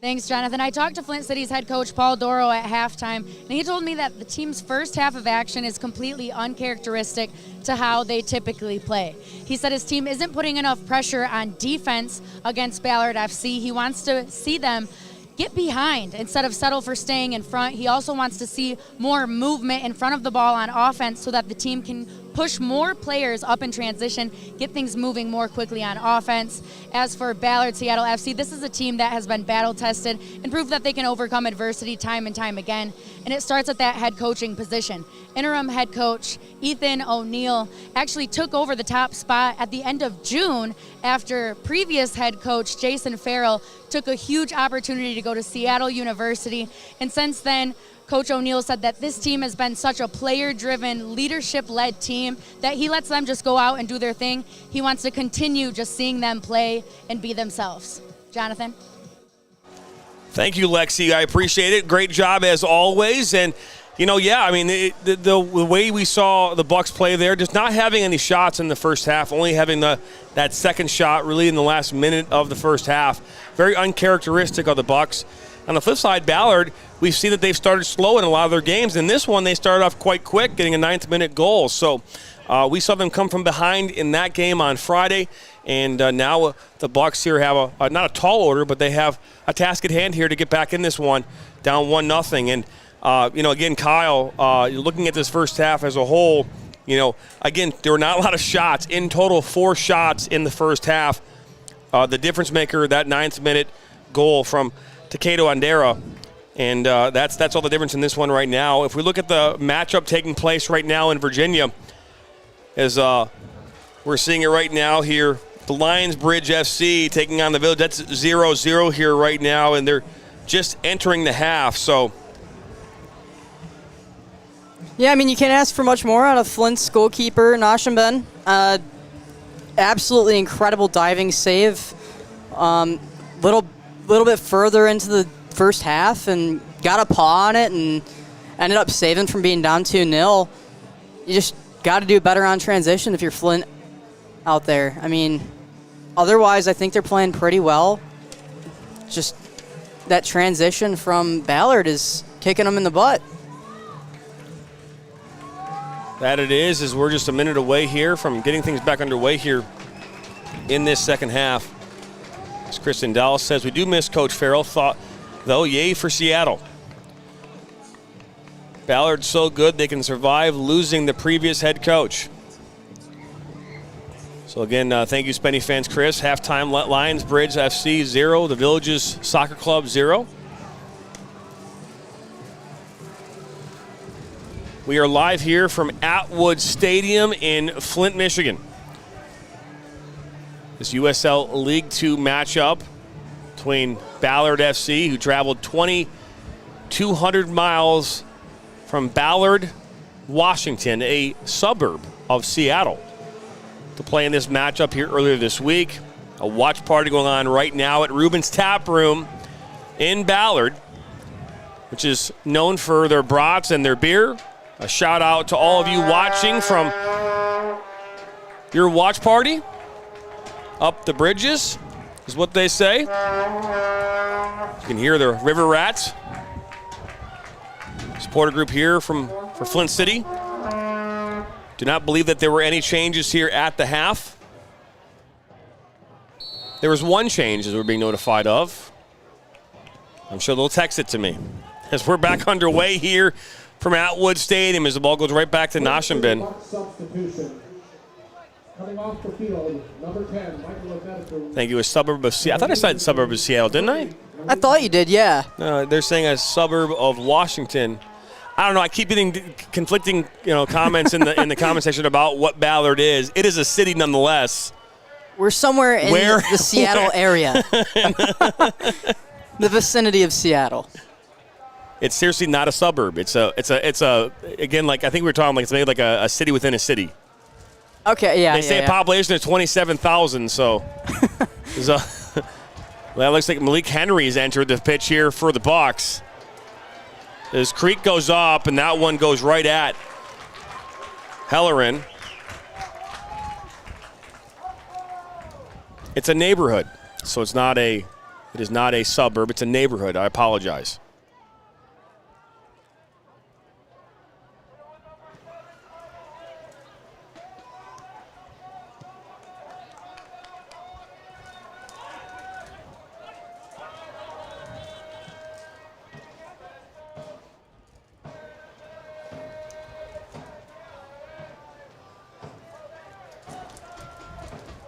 Nice touch there at the chest.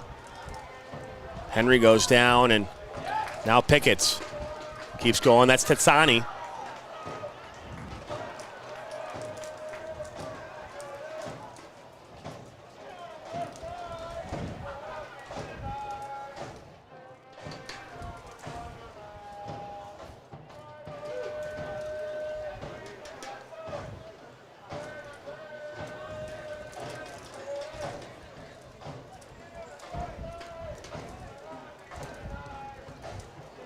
Out wide here on this near side to Briscoe.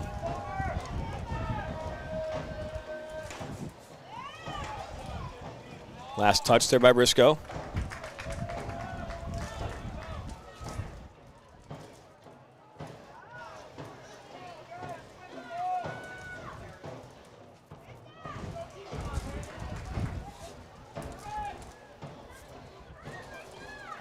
Ooh, that's a hard collision between Briscoe and Bacharach. And the yellow comes out for Bacharach. Bacharach got a yellow card on Friday night as well.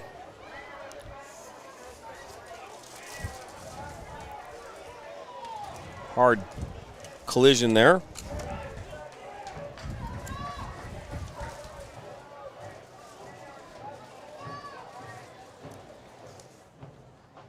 Yellow card has been issued for Flint City Bucks, number 4, Hugo Bacharach, in the 48th minute. We've got Daniel Robles on this ball. Line it up with his left. I just play this one back to Briscoe. No, he will play it with his left.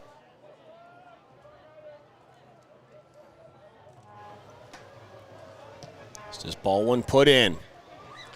Popped up and was shoved in the back there from Robles.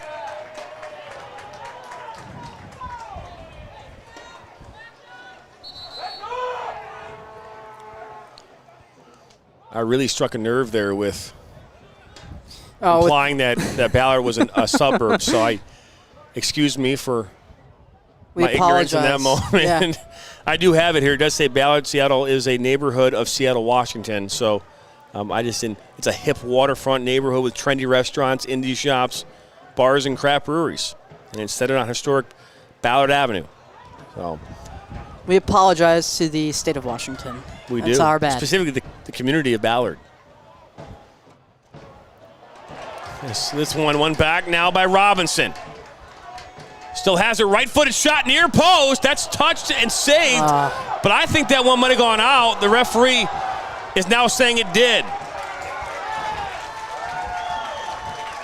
I mean, great combination over on that left side. Brennan Creek just Gets a little touch on it with his toe and pokes it through for Robinson. Earns that corner for him. And Brennan Creek's going to end up taking this corner kick as well. So here we are in the 50th minute. 1-0 here in favor of Ballard. Creek puts this one in, back post. In comes Roble. He'll bring under control here for Ballard FC.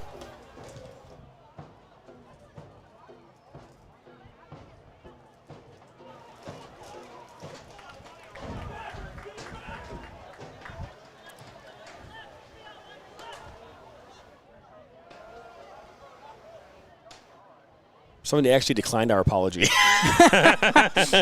We'll do better. We promise.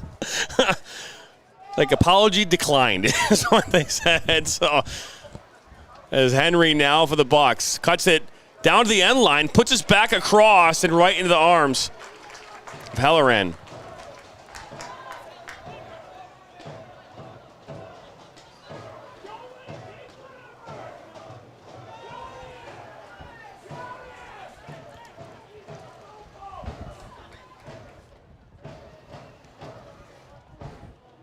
When Sam Suzette mentioned that Ballard was, and mentioned the words of how he would describe this team, and he used the word community, you can see by the comments how much community it means to the Ballard fans. And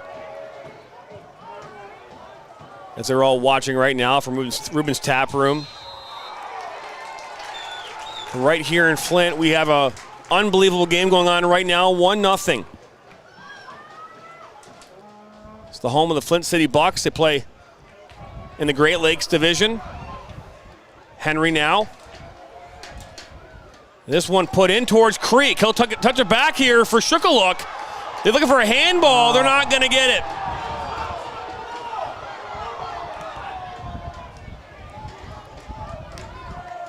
Henry's fresh legs just really making a difference on that right wide side. Got a couple really nice balls in so far this half. Oh, that's a hard tackle from Briscoe. Oh, that's another hard tackle. That one from Creek. And right now we have some pushing and shoving. All went down from the tackle from Briscoe. He's reaching for his pocket. Oh, I'm surprised he didn't pull anything out there. Oh, it's a yellow card to Creek.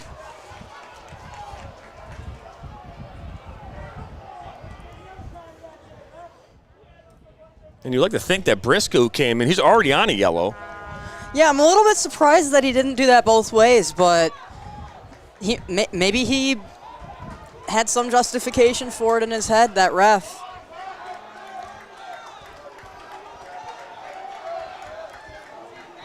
There's no VAR here in these games.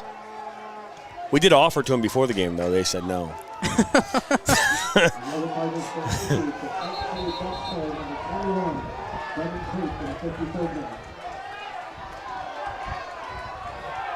This is part of the match brought to you by Ali Live Sports, the official live stat tracker of the Michigan Soccer Network. Measure what matters. To learn more about Ali Live Sports, go to the Google Play Store, the Apple Store. Download the Team Management, Team Statistics scheduling app today. We'll shove there another foul. This game's temperature and intensity starting to rise here.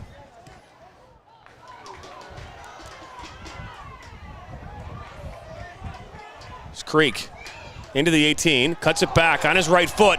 He'll take a shot, and I think Halloran will make that. Yeah. Oh, they're going to call deflection. I saw call, a little Kyle. bit. Kyle is not a member of the refereeing crew. Unfortunately. Well, actually, probably fortunately for me, because this Flint City crowd is pumped up. We got Creek on the ball here again for this corner.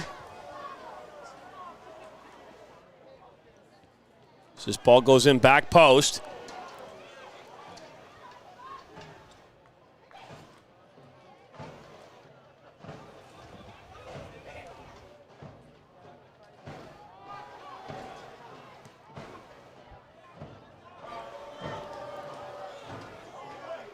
Creek cuts inside.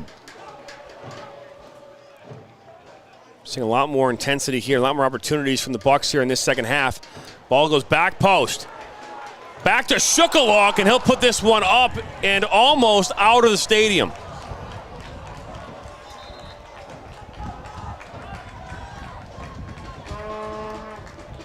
It's now the ace bandage wrap coming off. I think that's Leatherman.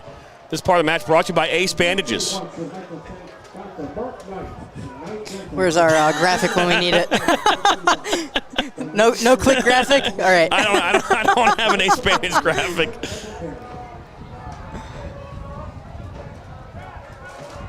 Full wrap. That is the biggest ace bandage I have ever seen. He's got 10 feet of ace bandage there. Referee's saying we're gonna, you know, I mean this. Can we get him off the field at least and have a trainer rewrap him? Come on now. That has to be donated here to someone. Shukalok's wanting a card to come out for it. I love it, man. I've seen everything, man, in soccer. I don't know what.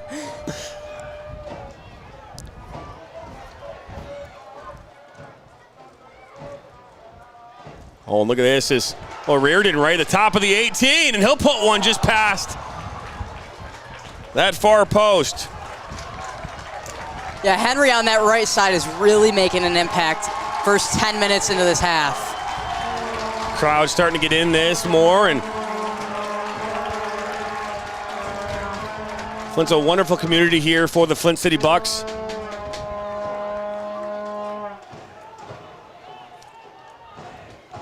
Yeah, I think where Flint's having a little bit of success here is they're really fanning out that back line of Ballard's defense, really moving the ball around all the way across the field, back and forth, sweeping. And it looks like they're getting some more room to attack. It's now Alt.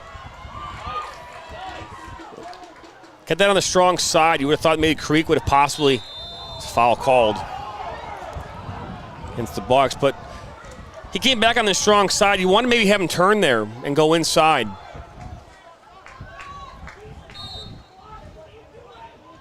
We've seen a couple balls here in this attacking third where players could have taken their shot and they're almost being a little too unselfish.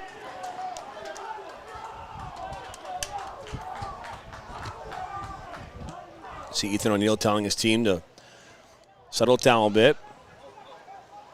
Bacharach will play this back. It's a smart header back. Really smart decision by Bacharach. We are going to see a substitution here, a couple of them. Looks like Dodzi and Lagus come in. 58th minute.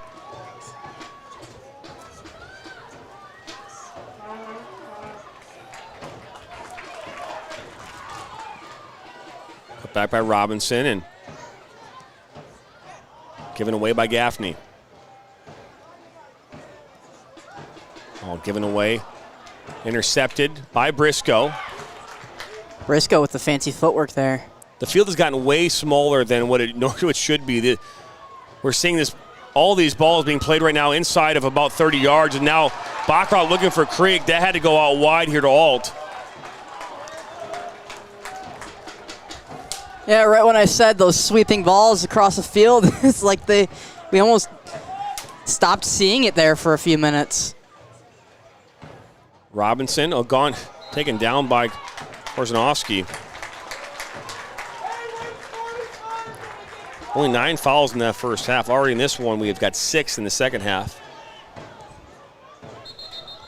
Oh, they were trying to go quick right out the gate. The ref just wouldn't allow it. Second half between Lionsbridge FC and the Villages just about to get back underway here, 0-0.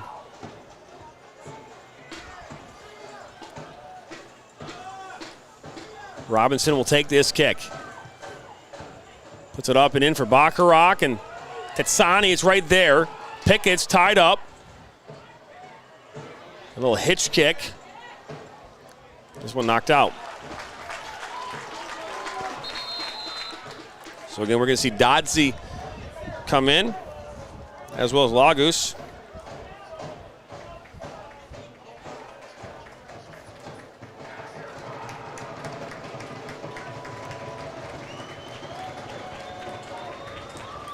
So it looks like Robles and Gaffney come off.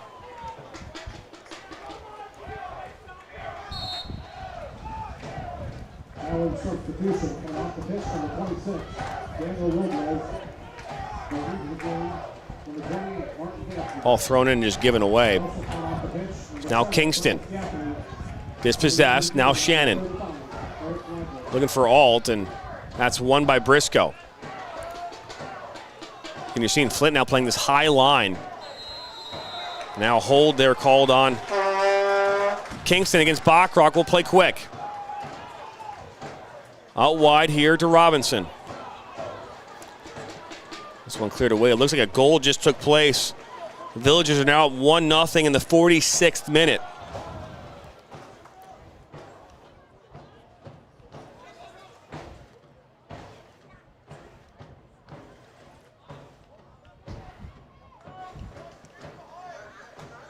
Settled down by Bacharach, and he'll play back to Shannon.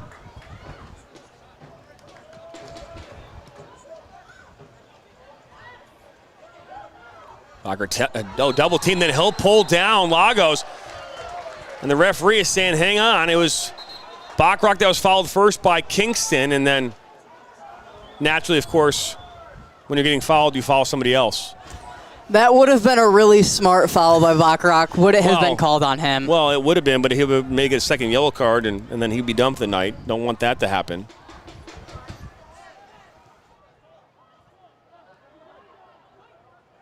Yeah, got pretty lucky there not to have that called against him. Oh, now Korzanovsky, one-on-one with Shannon. Puts it inside for Tetsani. Tetsani now, lots of green space. Looking there for Dodsey and just too much pace. So without knowing a whole lot, when I say not knowing a whole lot, when it comes to who's hosting the national finals, I think a lot of pundits believe that whoever wins this game would be hosting it. Has not been clarified or quantified in any way, but that's kind of what the rumors have been saying here. This ball look to be put inside and go out for a corner.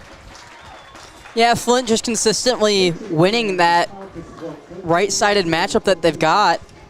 And I'm honestly kind of confused as to why they've been playing it on this left side here when they continue to win that matchup. Carol, I would say from watching the Flint all season long, a lot of times what they try to do is they try to play strong side, looking for that weak ball that creates some opportunity on the weak side. So it's not surprising that they go a strong side for a number of moments and then look to that weak side. Is this ball put in by Robinson? Good ball, top of the 18. Cut back. Oh, that deflects through traffic and right to Halloran.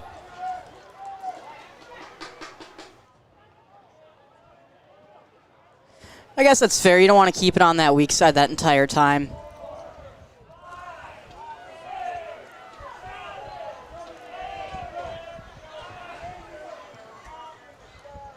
It's an unconfirmed rumor, but that's kind of the gist of what we've been hearing. As Creek up this near side. Alt will cut it inside. Oh, a little ball looking for Shukaluk, and that one's cleared away by Tetsani. Wow, looks like a second goal was scored here in the 48th minute. So they're now up 2-0 over Lionsbridge.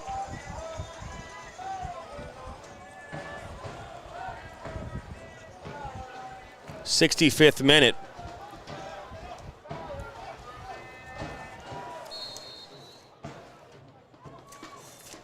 Going to see a long throw in here from Jonathan Robinson. Kind of just goes into the box. They want a handling again. Not going to get it.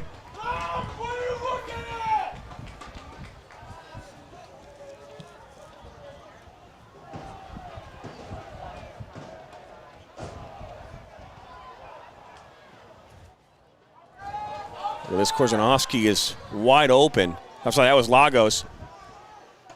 That's a shot from Onodera. That's blocked. So it's still 1-0. Sorry, I thought someone said there was a goal. I was looking at it as well. I didn't see it, but I saw it in the comments. Tatsani.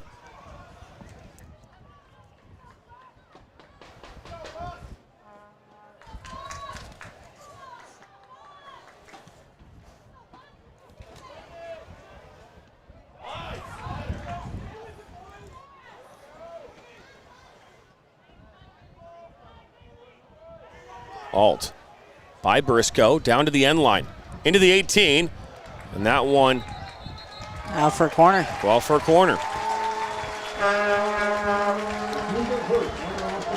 It's gonna be Creek on this once again.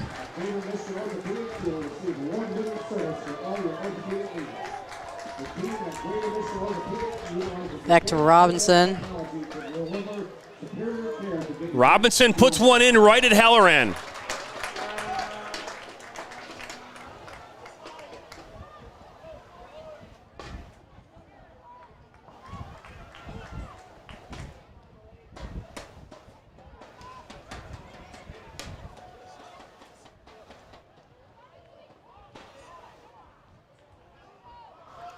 Or Reardon.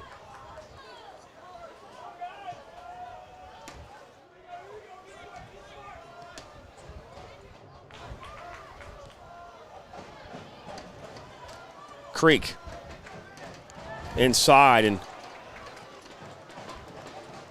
intercepted. Now here come Ballard.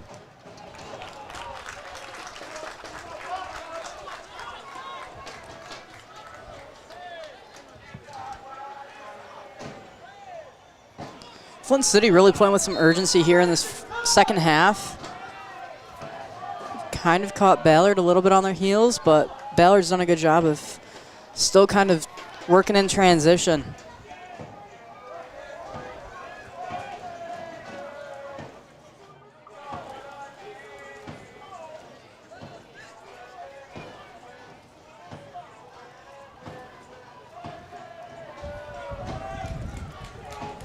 Reardon plays it back to Shannon.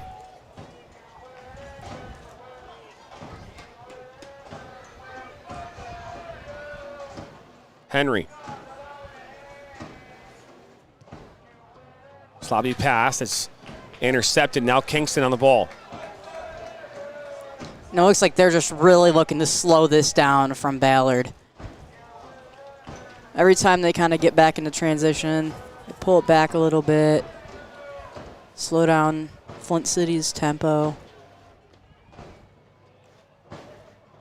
Inside, Dotsie. Onodera. Back to Tetsani. On his left foot, he'll put this one up and over. Fenton Winery and Brewery is an award-winning microbrewery, winery, and distillery. Model tap room is open 6 days a week. That was their first shot here of the second half. Got a ball on the field right now. So 22 minutes to go here in this game. 1-0, a ninth-minute goal from Takedo Onodera. So now another foul being called.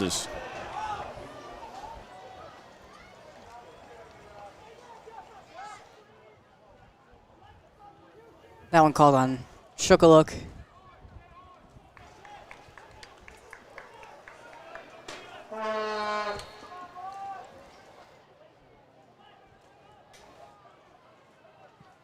Beautiful night for soccer here in Flint. Live here at Atwood Stadium on this Sunday evening. Jonathan Turner, Kyle Griffin here on the call this evening. Lexi Ayala, the third member of our team, down on the sideline.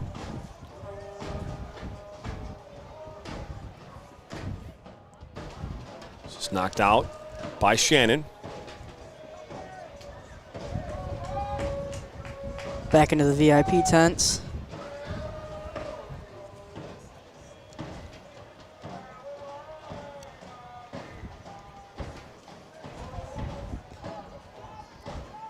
Kingston. Back heel to Dotsie, back to Tassani.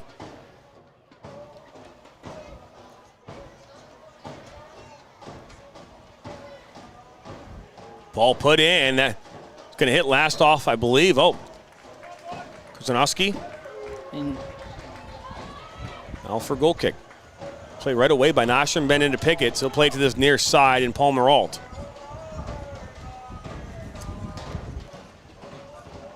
The ball forced is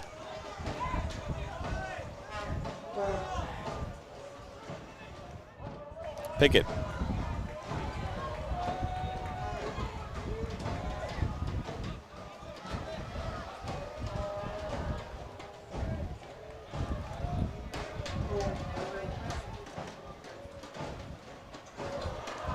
Hard tackle on that far side, but goes out for a throw-in.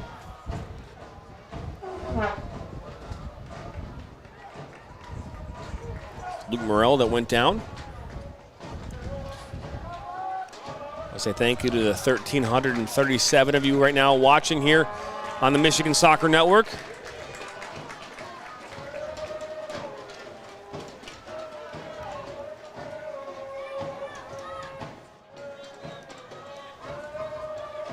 Ooh, a little back heel. Can Robinson keep it on? He can.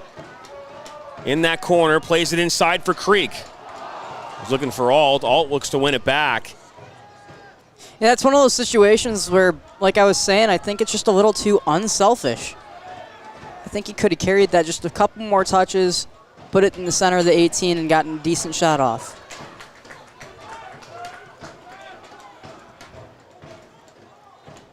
It looks as Creek thought he may have been offside in that moment. Well, that one hits off Robinson.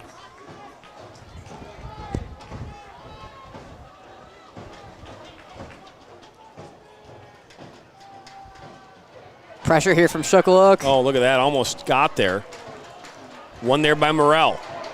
Oh, strong tackle, but goes right to Henry. Henry back to a reared end, and that one goes up and over. And out for a corner. This one's the 5th corner here, 8th corner of the night for the Bucks.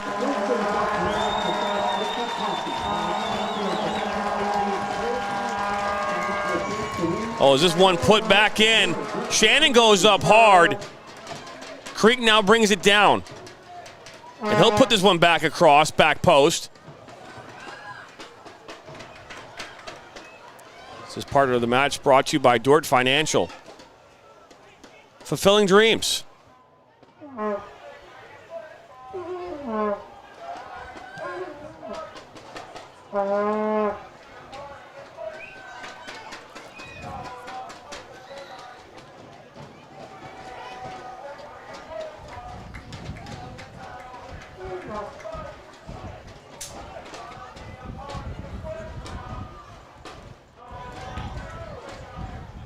Ball knocked out here towards midfield, and it'll go out.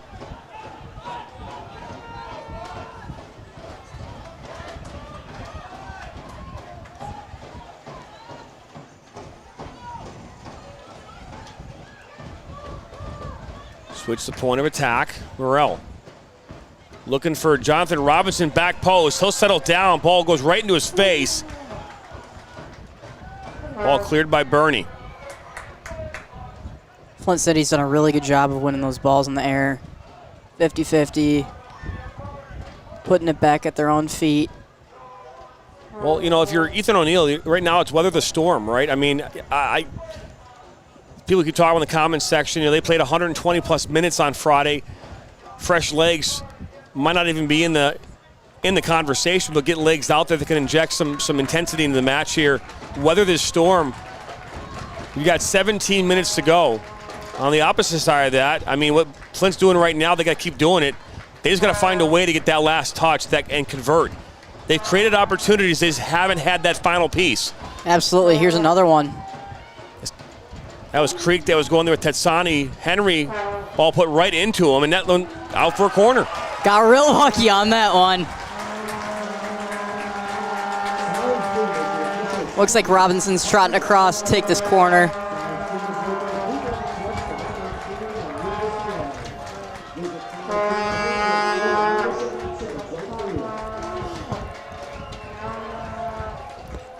Flint City's crowd is fired up. They're ready to see one go in the back of the net right now.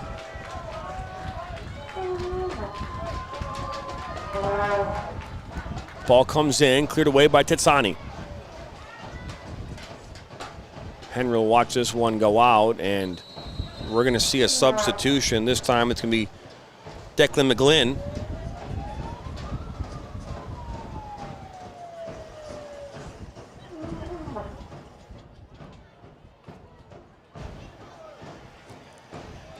I know you guys keep asking me what the attendance is. I'm not like involved in like the box office numbers. If they give it to me, I'll let you know, but they don't always give it to me. I mean, my guesstimate would be somewhere between 1,500 and 2,000 fans. Be my guesstimate. I just don't know.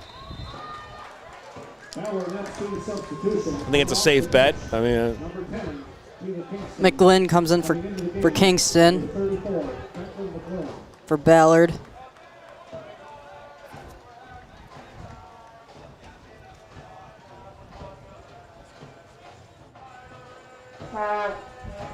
Henry on the ball. Inside the 18. You can see a shot that goes just wide of that near post.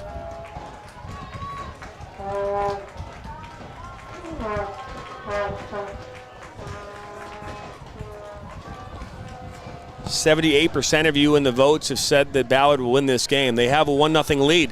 A 9th-minute goal from Takedo Anadera. It's all the difference in this one.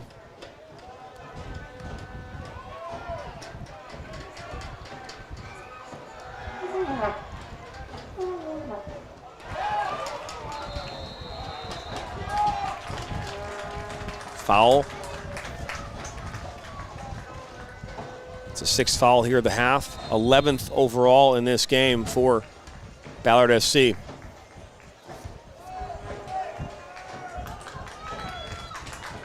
So now we're going to see Leonard Falk making his appearance here in this one. Leonard Falk scored the game winner to send the Flint City Bucks on to the round of 16 against the Fort Wayne.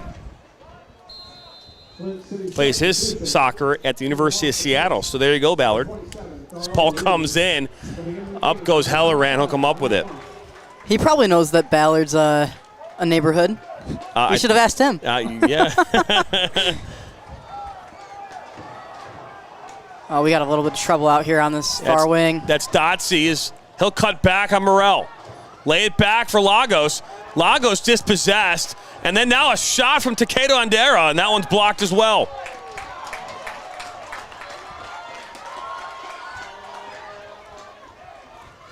I don't know, my notes say University of Seattle, so. Now here comes a shot from McGlynn. And that's blocked. Lagos, seeing a little spell of possession here now from Ballard. Is a dummy. There's a good counter now. Here's Shukaluk. Shukaluk cuts back. Scott Henry making that run. This one goes far post, and there's nobody there. That's not the ball you want to see there. Is kept on by Creek. Gets by Briscoe, at least for the time being. And he'll cut back to Alt. And the layback, that's Pickett. Numbers forward here for the Bucks, inside of the top of the 18. That's Falk, he'll look to turn and shoot, it's blocked. Another foul. That's Dotsy, and he's counting the fouls. He's saying no more.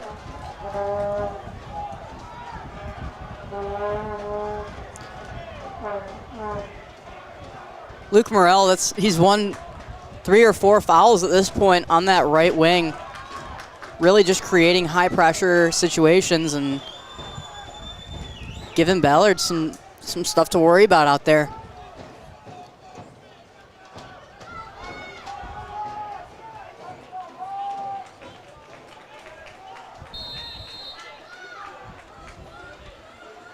So Robinson will put this one back in. Ball right into the box. And that one's going to deflect out for a corner. 10th corner of the night. Greek was thinking about taking it, but Robinson taking over for him. You can't say that the Bucks haven't had their opportunities. 10 corners tonight, only 6 shots. This ball comes in.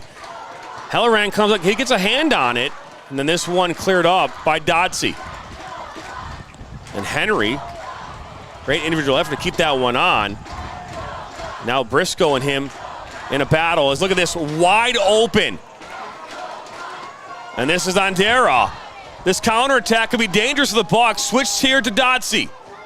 Dotsey cuts it back, looks to put this one in, and then that one deflects. Nice save.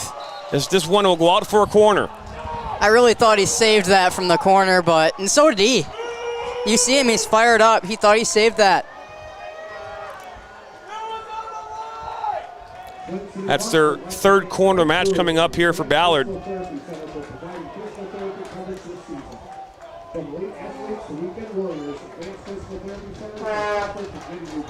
Still 1-0 in the other semifinal. Villages Soccer Club up 1-0 in the 67th. McGlynn lining up to take this corner.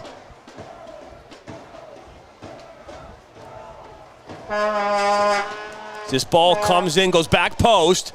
Shannon gets a head on it.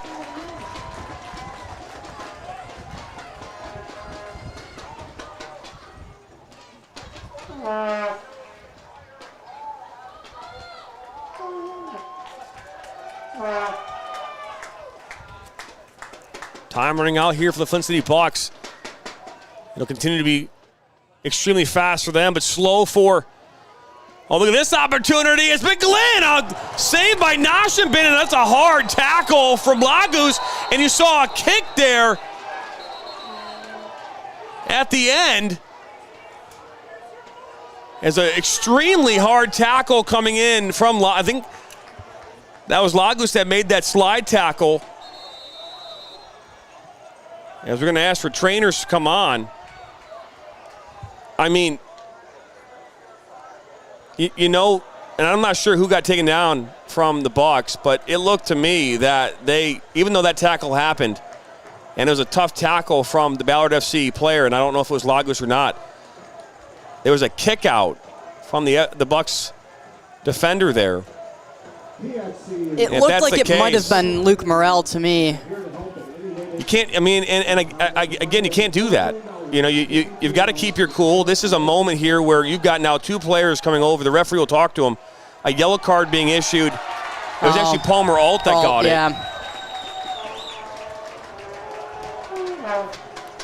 Only fair that goes both ways. I don't know if that's, and I'm not saying I disagree with you, Kyle, because I don't.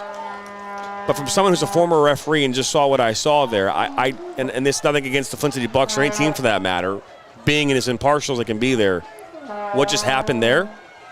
Yeah, it was a little Karate Kid-esque. It was excessive.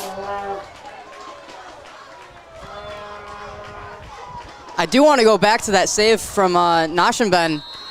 Again, getting a paw on it, saving it from going in the back of the net.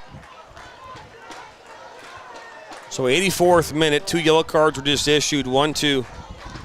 I think it was Lagos that got the yellow card. Yeah, and Palmer Alt. And to Ballard, number 35. Now Shukaluk inside the 18.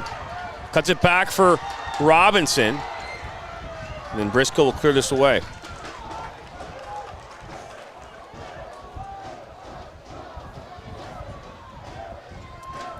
Robinson puts his back in. Oh, right there, out comes Halloran. He'll punch it away as Henry goes down. So now Morrell puts it back in. It's got to be up in the air if you want to have a chance there. I agree. That was just too easy to sweep back out for Ballard there. Walter Hernandez just made a great comment from a great show. Strike first, strike hard, no mercy.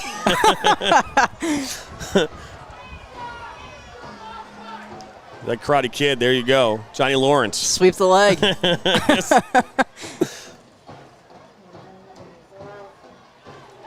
Lagos. Inside. Ozanowski. Met by pressure dispossessed. 85th minute. And Here then Brennan Creek, another yellow card. And that was Leatherman.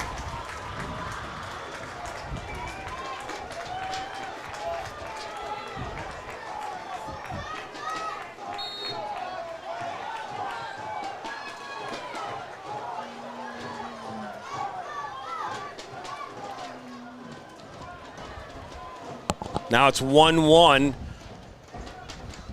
Lionsbridge FC ties up the game.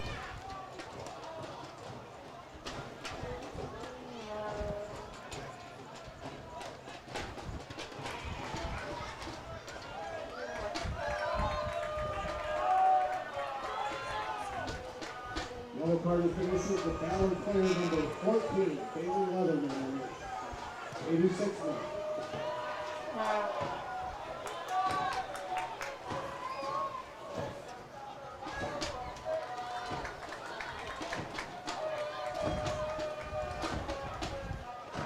Switch to this near side. Robinson gets a head on it. It was all held up, but now here comes Ballard FC.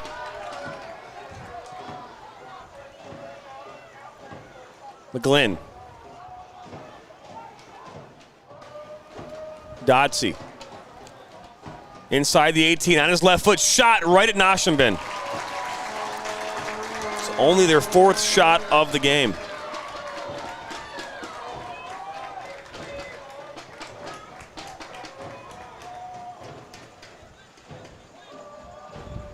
Looking for Shukaluk. We're going to call that one off Shukaluk. And we're starting to get closer to the end of regulation here. About 3 minutes away from regulation being over, but I can only imagine with all the yellow cards, we're going to have some added time.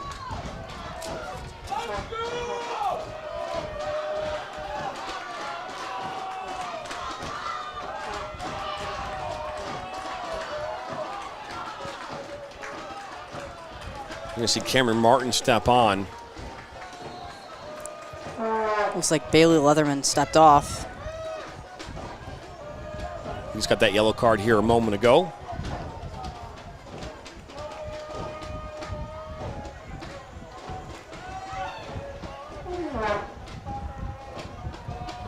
Ooze. Robinson went down. It's ball put back up. It's going to fall to Creek. Henry, the overlapping run. Tetsani right there. Henry cuts inside. Good work defensively for Tetsani.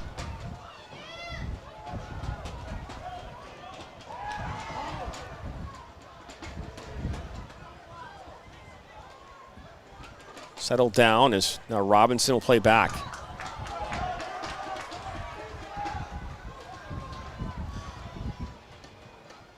Ball put back post towards Bacharach and Palmerall one time into the box. Helleran. Loose ball, covers it up.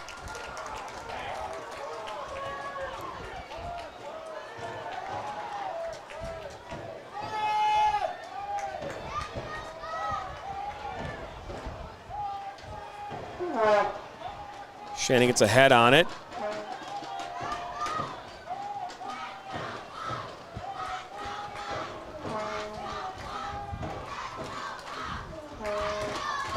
Lagos. Looking inside. Intercepted. Now here come the Bucks.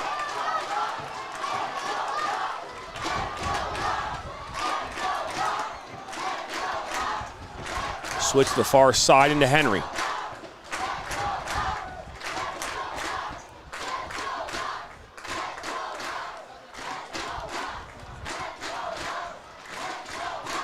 Take it inside to Shukaluk. Back to Pickett. Pickett now, top of the 18, lays it off for Creek. Now Bacharach, oh, he waited on it. Tetsani wins it. Yeah, like you were saying earlier, just can't quite get that final touch through. Nassim is going to come out, and that going to be ill-timed.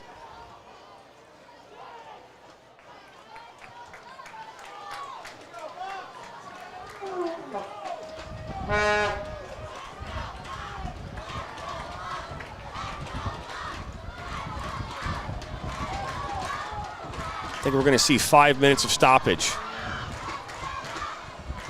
This ball comes across. Drops right here at Alt. And he tried to put it through. Oh, that should be a foul. I put through Lagos and then just stepped in front of it. It's a heads-up play there by Alt. Smart to put his body between the ball and other player. Ended up winning it because of it.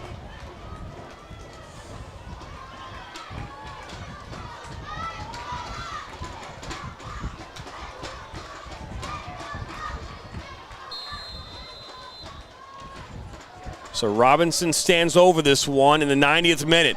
Ball goes in. A little head there off the crossbar. I think Shannon's the one that got a head on it.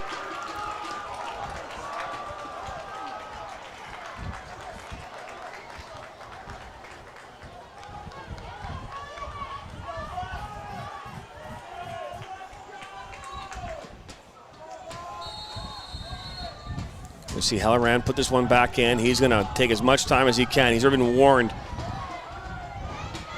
in the first half for time wasting. Now Falk. Pick it out wide to Henry on that far side. And that one actually poked away, and that's going to go out for a corner. 12th corner of the match.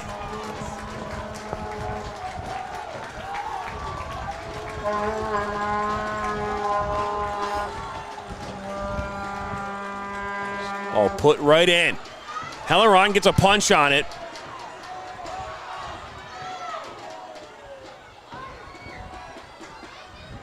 On this, cleared up towards midfield. McGlynn comes over Henry.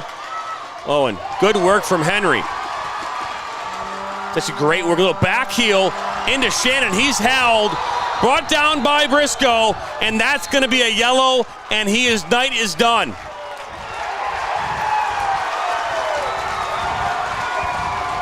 And that is a huge deal. We got 3 minutes left in this game, and he's got a red. Flint City's been attacking for this entire second half. And now yet another opportunity. Not too far outside of the 18 here. A dangerous moment here. We've got Nashimed all the way up at the halfway mark of the field.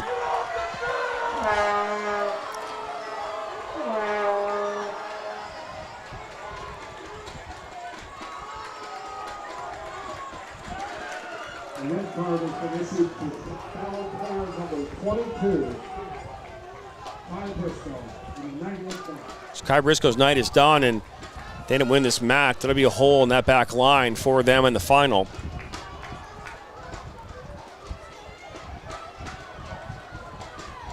So we wait now on the official.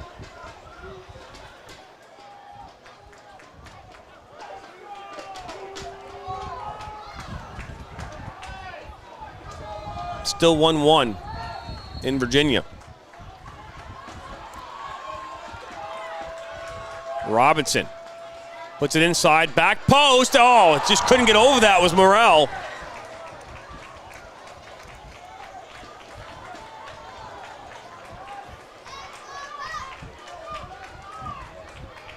Waning moments of this match.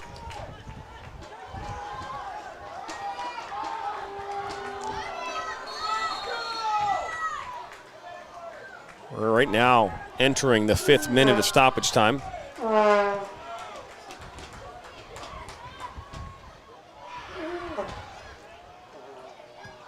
Morrell knocked this one up 30 yards into the air.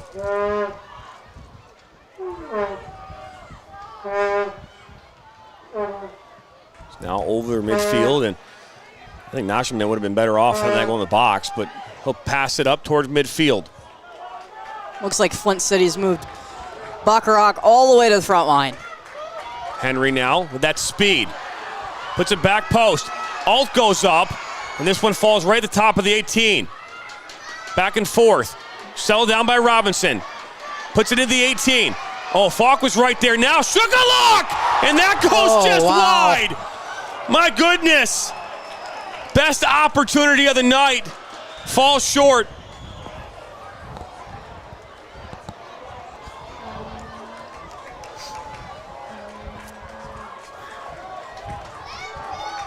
In order to go all the way, you got to have a lot of things go right. Luck, the call's going your way. The bounce of the ball. Got to have a little bit of magic.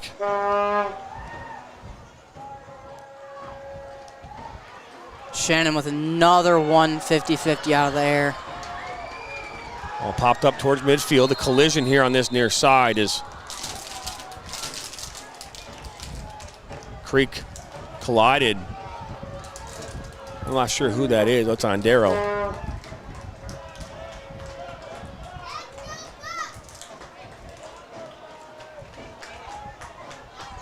$1,700 viewers here, almost tuning into this one. We appreciate it.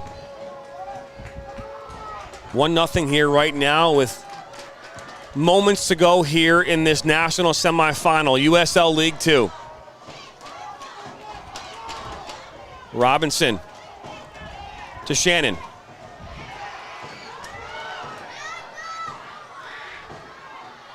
Who is now Bernie? Look at this. It is now 3-on-1. Bernie.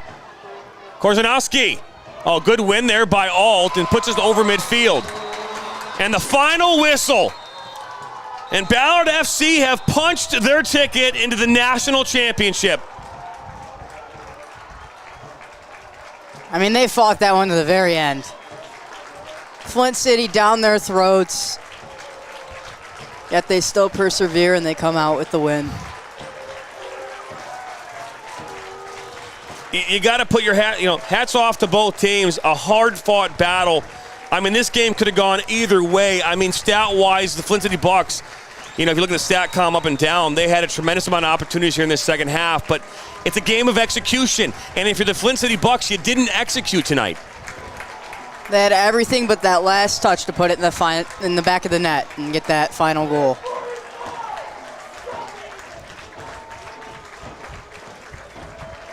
We're going to step aside here for a quick moment. When we come back here, we'll wrap this up. We'll have a post-game interview. Final score here, 1-0 in this USL League 2 national semifinal. Ballard FC with the win over the Flint City Bucks. We'll be right back after this. There's good. Then there's sticky, sweet, spicy, double your napkins, don't even share with your own best friend. General So Good. Introducing General Soul Sauce for a limited time at Buffalo Wild Wings. At Dort Financial Credit Union, we believe in fulfilling our members' dreams and care deeply about supporting our community. Without amazing partners like Dort Financial Credit Union, we would not be able to do what we do. And that's truly the backbone of our organization, is having those partnerships and community relationships. From supporting community events to our employee volunteers, we are passionate about giving back to organizations that are important to you and helping make our community a great place to live, work, and play. What makes Snyder Financial unique is that we're a family-run financial advisory firm. Our clients enjoy working with us because we're a family. We understand family and relationships. We absolutely find joy in building relationships with our clients. And we really want to help them feel educated and feel empowered with their planning. The level of service and commitment that we have to our clients, that's what we put above everything else. Snyder Financial, a proud sponsor of the Flint City Bucks.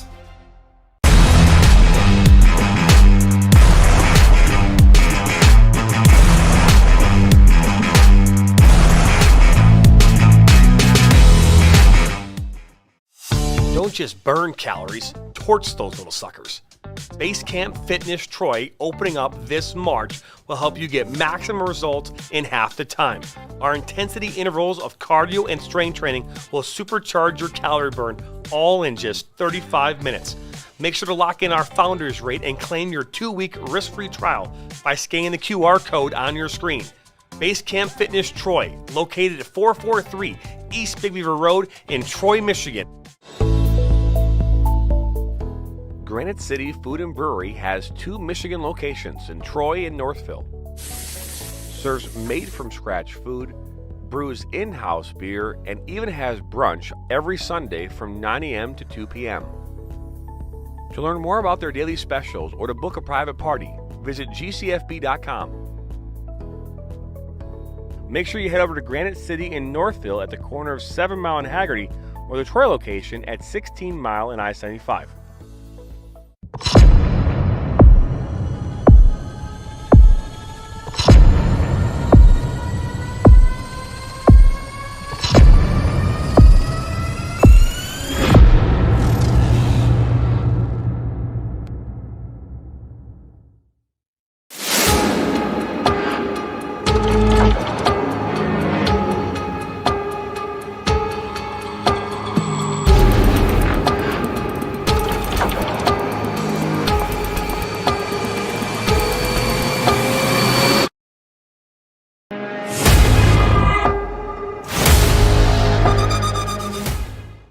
Now Worrell has a good cutback from him. He'll fire one, and that's going to go in!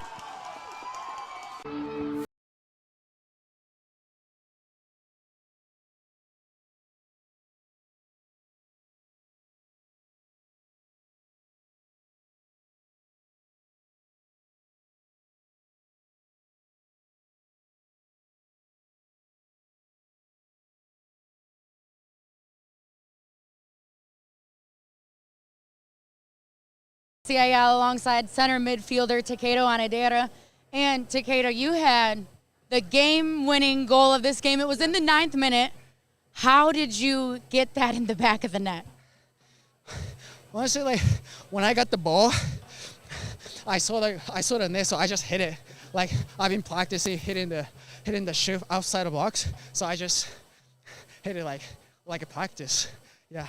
And Takedo, that was your first goal of the season. How much does it mean for you to get that goal in the semifinal game, one of the biggest games that you've had all year? Me personally, I've been getting through the kind of tough moment so far, and that was a great moment. I've been waiting for that. And talk to me. Give the credit to your defense where it's due. Flint City Bucks came back at it the second half. We're in attack mode, and you guys shut it down. How were the defense able to get that done?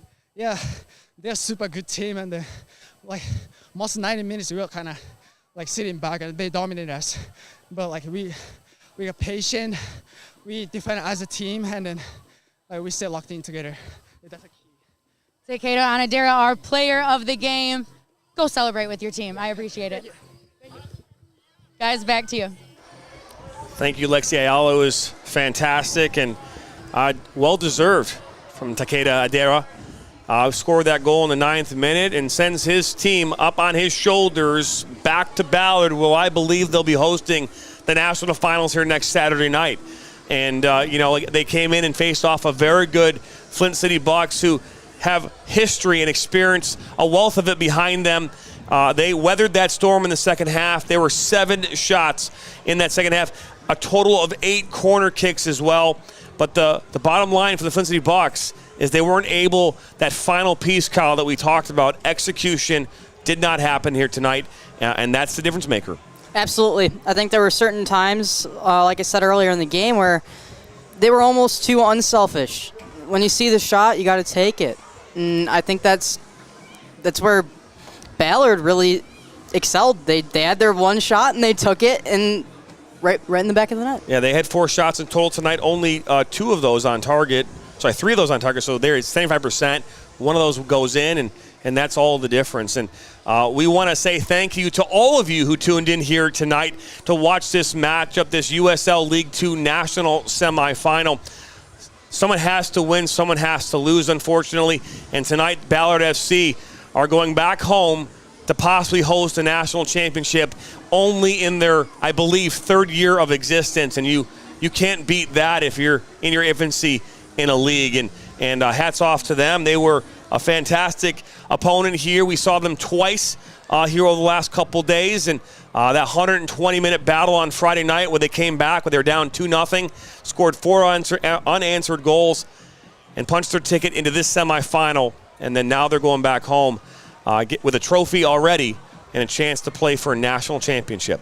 For all of our crew here on the Michigan Soccer Network, I want to say thank you to all of our camera operators, to John, our technical director, and Ryan and Brianna and Graham and DeAndre and Ed and Kyle, man, making your MSN debut, man, for a national semifinal. I mean, what more could you want if you're ever going to make your way onto a broadcast?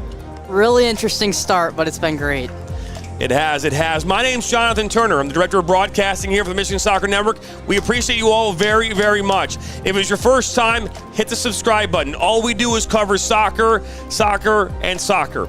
And thank you very much. It is Sunday evening. It's 9 o'clock here in the East, 6 o'clock back on the West Coast. So go enjoy your rest of your Sunday. And from all of us here at the Michigan Soccer Network, we'll see you next time for more soccer.